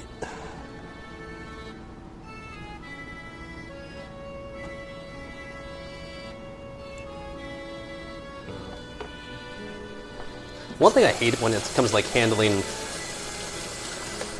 raw meat or just anything that requires you to wash your hands after you touch it. It's like the entire cooking process becomes so tedious when it's just like, okay, handle food, okay, wash hands. Handle food, wash hands again. All right, there we go. Seasoned to perfection? Sure. Stir them in. See that shit bubbling again? Good stuff, good stuff. Definitely got nice and no flick, that's for sure. Should make a nice little burger topping.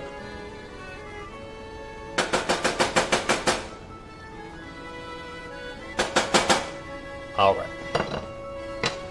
Let's send it, shall we? Turn the page, wash your hands. Yeah. Rather annoying, but it is what it is. All right, skillet's smoking hot now, so let's send it. Look it. Cool.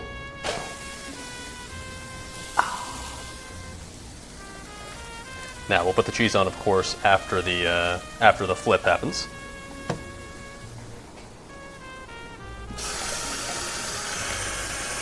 Meanwhile, the garlic bread should be close to finished since that timer's almost up too. So it turns out all the stuff's kind of coming together nicely. Cool. Turns out it's all kind of finishing sort of at the same time. All right, we're looking down here, by the way.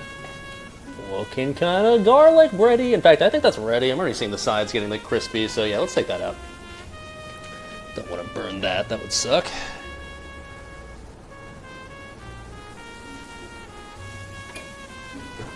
Oh,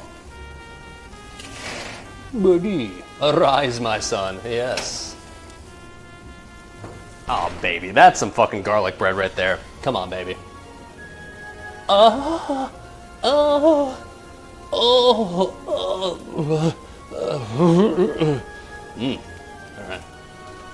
I like that. All right, just finish off the patty, and we are set to go, buddy.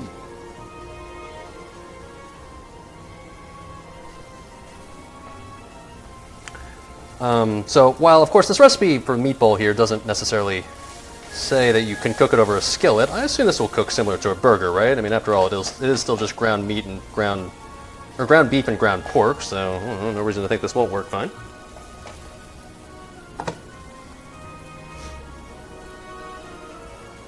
So what are we adding on this again? Okay, shit, I need to get the basil out. I'm gonna use the basil as our quote lettuce.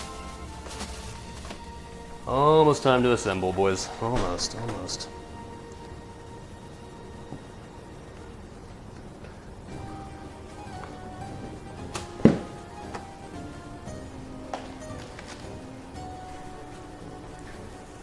Can I flip?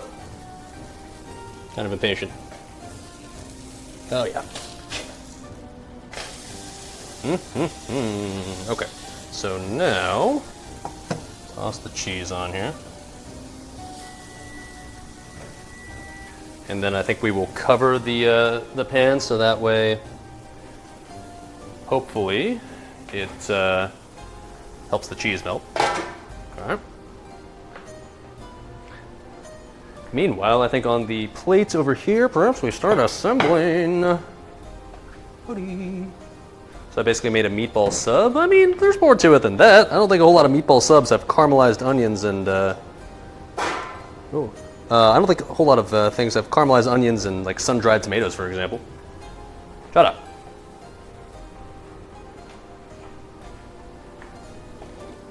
Put my pot over there. Oh, there it is.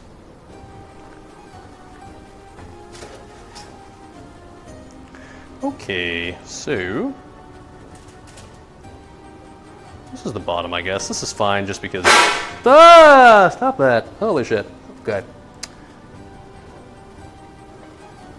That's the top right there. Okay, so I guess ultimately end up going like that on top. So.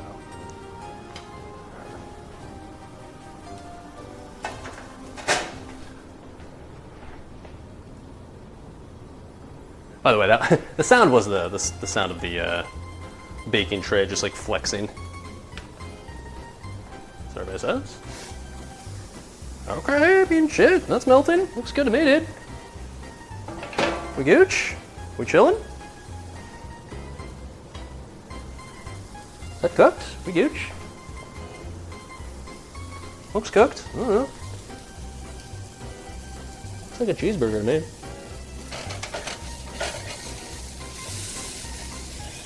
Yeah, looks good to me. Alright, fuck it. Send it.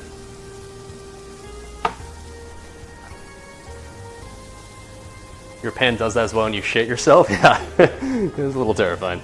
Loud as fuck, too. Okay.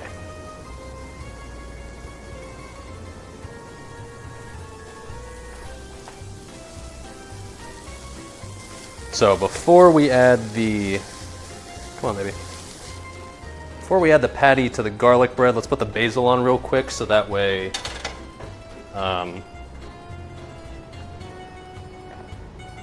that way we got the nice little bed of lettuce to make sure that the quote-quote bun doesn't get too soaked. Okay, so... What did I say the bottom was? This is the bottom. Okay. Kind of sucks, I guess we cover up the beautiful garlic breadiness of this part, but oh well, the top will be... you know what? Maybe we do have the garlic bread part be the bottom. That's fine, whatever. Because then you can taste like the outside garlic breadiness as you bite into it.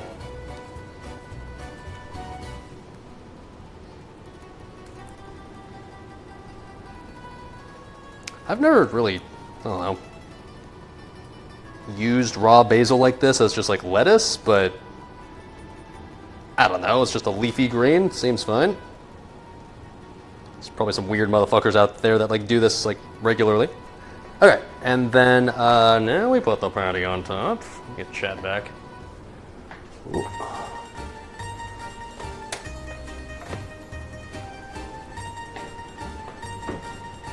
There's pork, you gotta cook it through. Yeah, it's cooked, we're good. Is that burger undercooked? It's fine. What are you talking about? Yeah, it's fine. Shit, where's the, there we go. So yeah, let's add that on top. Now, is it like a perfect fit on top of here? I guess not, but it's close enough, right? Okay.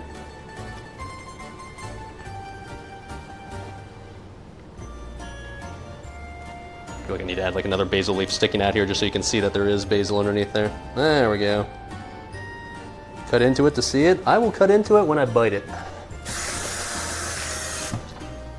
Alright, so normally the way I build the burger is after you add the patty on top of there, then we'd normally go with the tomatoes, so I guess next would be the sun-dried tomatoes? Sure. This part, obviously, we're not cooking, we're just getting this out of a bag, but I couldn't really think of an interesting, exciting way to cook tomatoes, so I was just like, yeah, sun-dried tomatoes, those are Italian, right? Sure! These are very strong on flavor, so no need to add a shitload. It's honestly fine as is right there. And then you can't forget, oh wait, caramelized onions. Poggers. In place of just, you know, regular onions. I realize it's not that big of a variance, but still.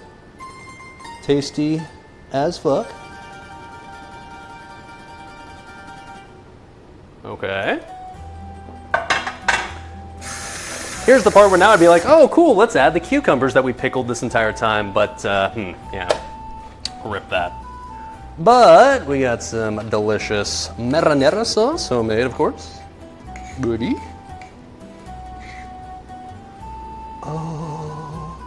Oh, oh, yes, yes. That'll do. Whew, that marinara sauce has a little spice to it thanks to those red chili pepper flakes. And Ryuchi, that was it, right? No cucumber, so rip that, but I think we have everything else, so...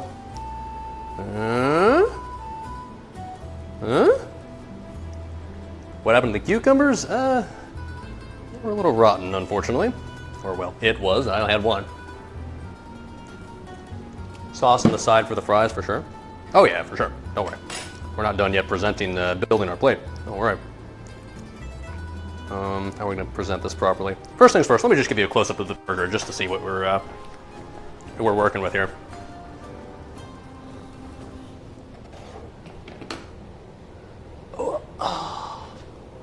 I mean, I don't know. I'm going to eat it. Looks good to me, dude. Buddy, that's some garlic bread and shit on there. Okay. I see what you mean, by the way, with the pork, but like I can promise you it's the lighting that's making it like look brighter than it actually is. In normal lighting, when it's not in front of the studio light, it's fine. It just looks lighter like when it's like directly under like bright light. All right, and then let's transfer the fries onto the plates that we've just had conveniently sitting here. They've already got like the Parmesan just kind of beautifully on there, so I'm gonna try to keep that look if I can.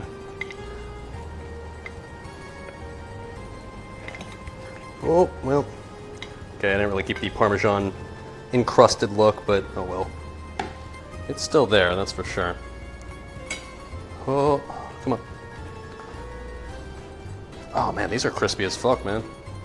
I was worried about the crispiness, thinking like I'd have to give them all the help they could get in like the air fryer, but turns out that was not necessary at all. Let's try this way.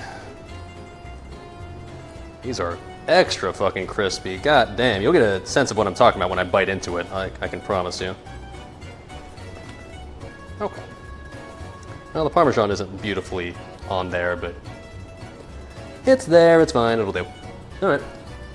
And then very, very last thing to do is a little marinara dipping sauce, perhaps? We'll use a mini beer glass as our sauce thing because I don't actually have a like one of those little metal tins that you would normally use for the dipping sauce. So this is fine.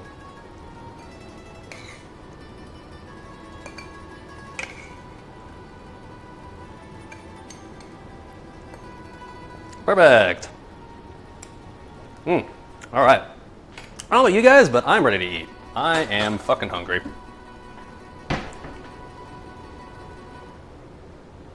All right. Ooh, this is just a nice looking plate, man. Let me give you guys a nice little close up here so that way you guys know what we're working with. But honestly, this is gram worthy. If I was a basic dish, this would be going straight to the fucking gram. Absolutely.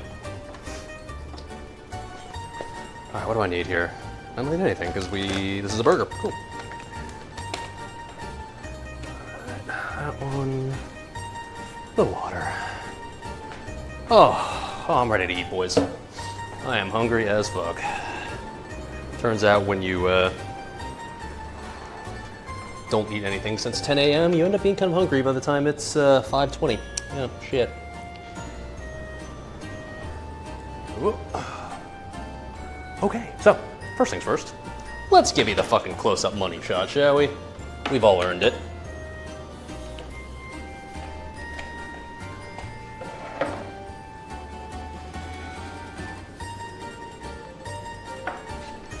Oh,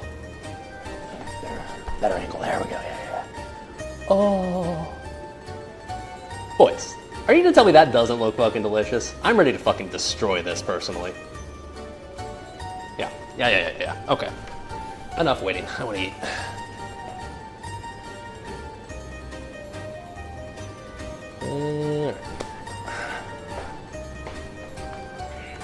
Marinara shots. Yeah, it's infused with vodka, of course. I don't get what he did.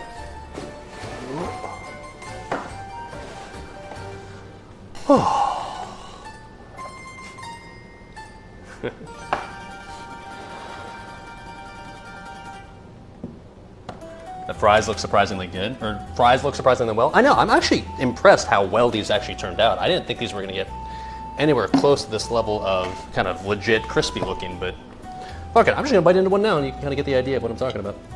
Okay, ready for this? Whew. Whew. I don't know what my parents were doing when they made polenta fries growing up, but I didn't do this. When I bit into those polenta fries as a kid, they were just like soft and soggy and sad. That is none of those. Oh man, with a sauce, yeah.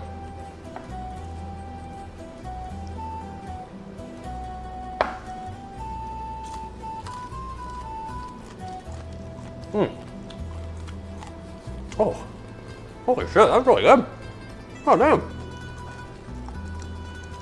In fact, I would go out of my way to say that this is actually crispier than normal fries.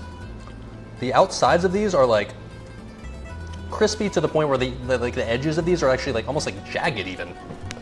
Here, let me show you. Shit, the lighting's actually not very good here, is it? Here, hold on. Oh man, look at that! Oh shit! Like the corn aspect gives it like these little extra jagged nooks that just make it like, oh, crispy as fuck. Oh my. Oh right, of course. Can't forget that.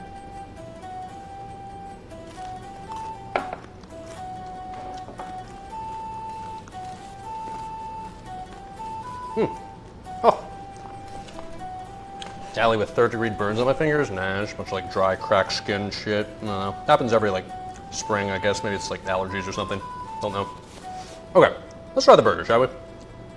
Someone was asking for a cross section, like should I cut it in half? I don't know, should I? I guess we could, but it's not like a really convenient way to cut this in half is kind of the problem.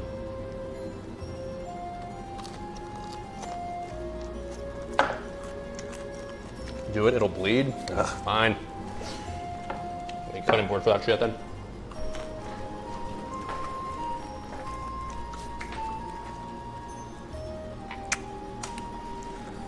And before I cut it in half, it's like completely raw in the middle. I hope chat doesn't prove me wrong. Let's see here.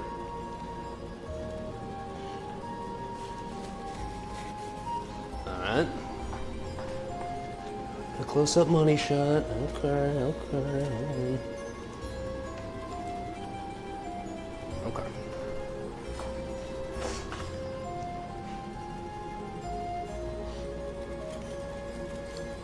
It's definitely crispy, no doubt about that. Come on, baby.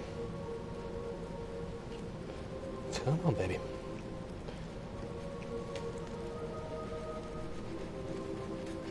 Come on, baby. There we go. All right. Ready? Oh, baby. Hey, streamer, it's not cooked. Hey, streamer, it's raw in the middle. It is fine, boys. It is fine. And does that not look like one hell of a cross section? Oh my. Oh my. Let me give that the god tier lighting it deserves. Hold on, let me wash my hands. Oh, buddy. All right, here. Oh, yes. Yes. Yes. You do love to see that. Okay, well now I want to actually eat it. Squeeze it? No, bro, I don't want it to explode. I want to actually eat it. Oh, right. Oh, the joys of filming yourself. You don't really get the luxury of having someone else move the camera while you do stuff. All right. Perfectly cooked, not dry? Exactly. Everyone freaking the fuck out. No, that was fine, dude. I've developed a decent feel for like when burgers are done whenever I cook them. I knew exactly what I'm doing. What's up, Jeter's coming in hot with the tier 1 stuff. Thanks, so. Thanks, so. Your stuff will go directly to the hot boxes and Doritos one. You're saying you would have cooked it more? No, you don't.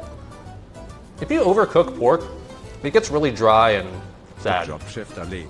You want it to keep that.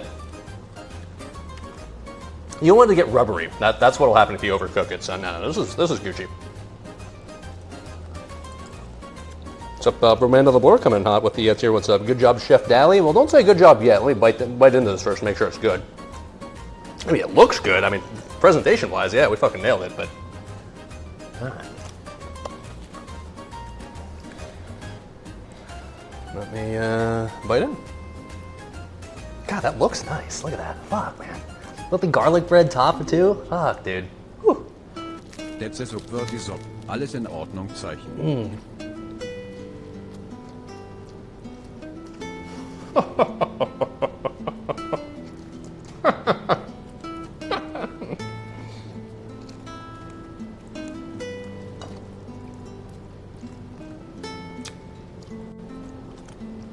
Oh. Stand up right now? I couldn't, because I'd be showing my massive throbbing boner.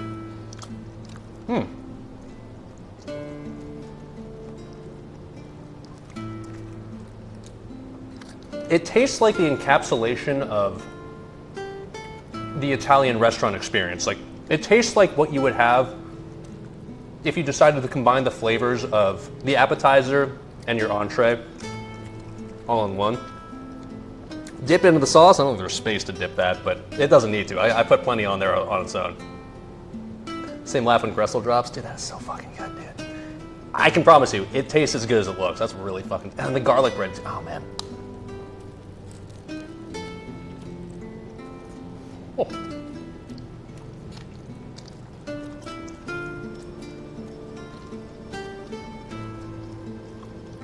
Oh. I wish I could have had the cucumbers on there. I'm not sure if that would have, how much that would have helped the experience, but I'll say this. It doesn't need the help. It's not like it's struggling with in the taste department without it. I almost feel like maybe the cucumbers are like, it'd be too much going on if I had the cucumbers. I still would have been curious to try it with it, but I'm not overly sad to not have the cucumbers in here, so it's kind of whatever.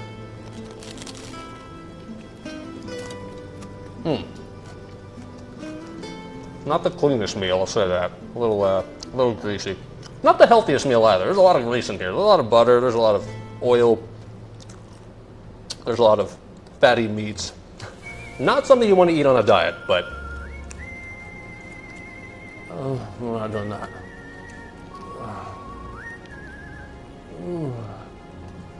Sorry.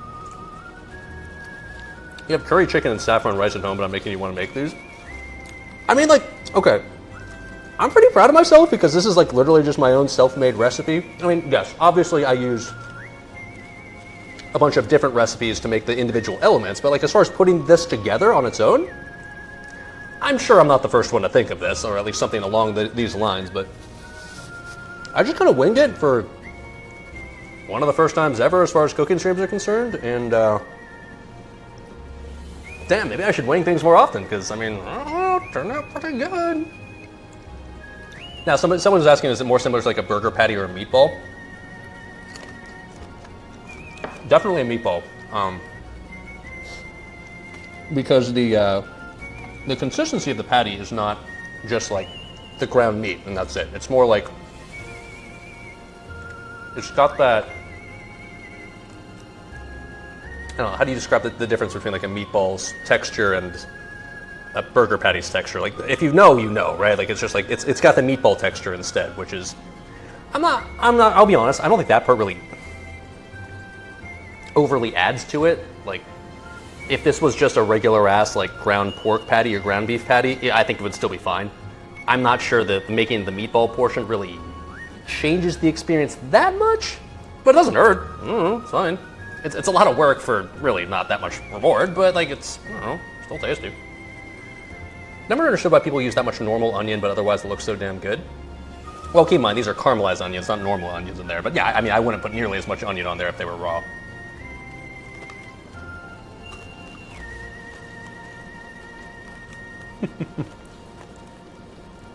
You're eating McDonald's, watching this, and just want to thank the U.S. military for the freedom that have gone into these fries. I mean, I don't think these fries are any necessarily like healthier than regular fries. I mean, I didn't deep fry them, I guess. I guess they're, instead of being deep fried, they're just baked. But the crispiness level is off the fucking charts. So like,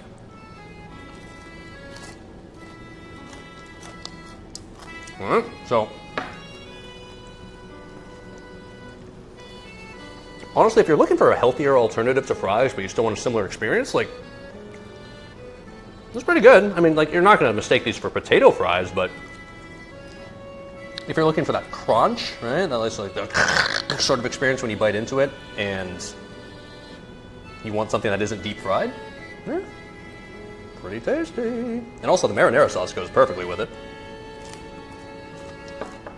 I bet you could totally eat these with ketchup too, it'd be fine, for what it's worth. All right. What are the fries made of? It is polenta, aka essentially cornmeal.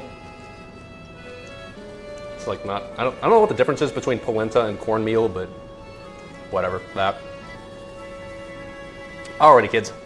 I think we can wrap up the stream, and then if anything, we can, I will enjoy this off stream. And I will. Alright. Let's head back, shall we? Oh man, I'm glad this worked. Admittedly, cooking for 3.5 hours is kind of a lot for one burger, but can't argue with the results. Okay. Okay. Tastes like Olive Garden. Okay. Hi. Alrighty. I'll go to the good mic. Hold on. Back to the Quentin Tarantino. Never mind. Hi, hello. What's up? Now the next burger will take half the time. Yeah, well the good news is I guess I've got leftover ingredients for it, right? Like I've got another 3 patties worth of meat and more, I guess, backup polenta fries. I think I've got all the rest of the stuff. Plenty of marinara, that's for sure. So, yeah, that was pretty tasty.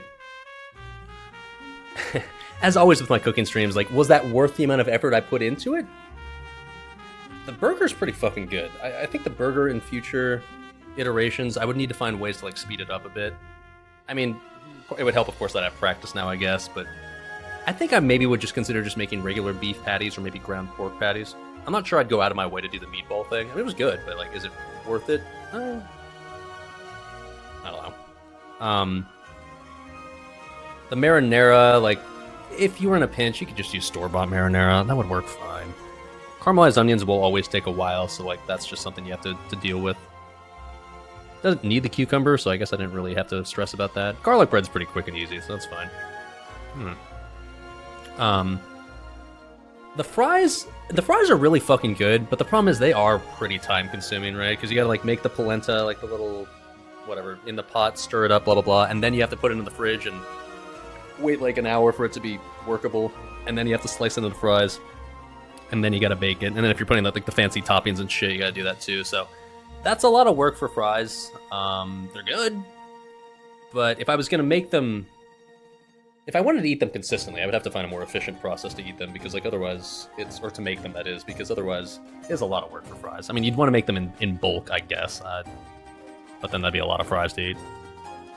Music was great. You felt like you were in The Godfather the whole time. Hey, gabagool. Fugazi, whatever. Alrighty. Anyways, yeah, we'll call it a successful cooking stream there. That was tasty. So I'll be back tomorrow. The stream tomorrow is going to be starting at... For now, let's assume the regular Sunday time of 1:30 p.m. Eastern Time, 19:30 CET. It might end up being pushed back a little bit more just because like it's the Fun Police Knacks tomorrow, so with DMF, so because of that we might do an extra long discussion beforehand. I'm not sure how that's going to work out, but I'll let you guys know. In exclamation point Discord, place where I post stream news, stream announcements. Anytime I go live, I'll make sure to ping you guys. Pressing W. Yeah, I don't know if it's like technically a speed run tomorrow or if it's a pull fast, kill fast run. I don't really know what we're labeling it as, but like, I don't know. Pressing W for sure, and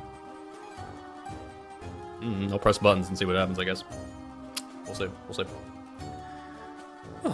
Otherwise, that's all I got. That was fun. Anything else to say? Monday we'll do double knacks on both Ally Warriors. Tuesday... Oh, Traeger did schedule another MC speedrun, so Despite him saying he was done with this shit forever at the end of the last one, we're gonna try again, I think, on Thursday, assuming we have enough signups. We'll see. Tuesday, I think I'll do AQ on the Human Warrior, the main one. Wednesday, Fun Police Run. So, blah, blah, blah. Okay. Anywho, appreciate you guys hanging out. Appreciate you guys keeping chat lively as always. Glad you, or at least hopefully you enjoyed the cooking stream, and I'm glad it worked out in the end. Hopefully you guys are hungry now. And if you're NA, have a good rest of the afternoon. If you're EU, have a good rest of the night. If you're OC, have a good rest of the morning. And I will catch you guys tomorrow for some Salvador Nax pumping. Oh shit. Bye-bye.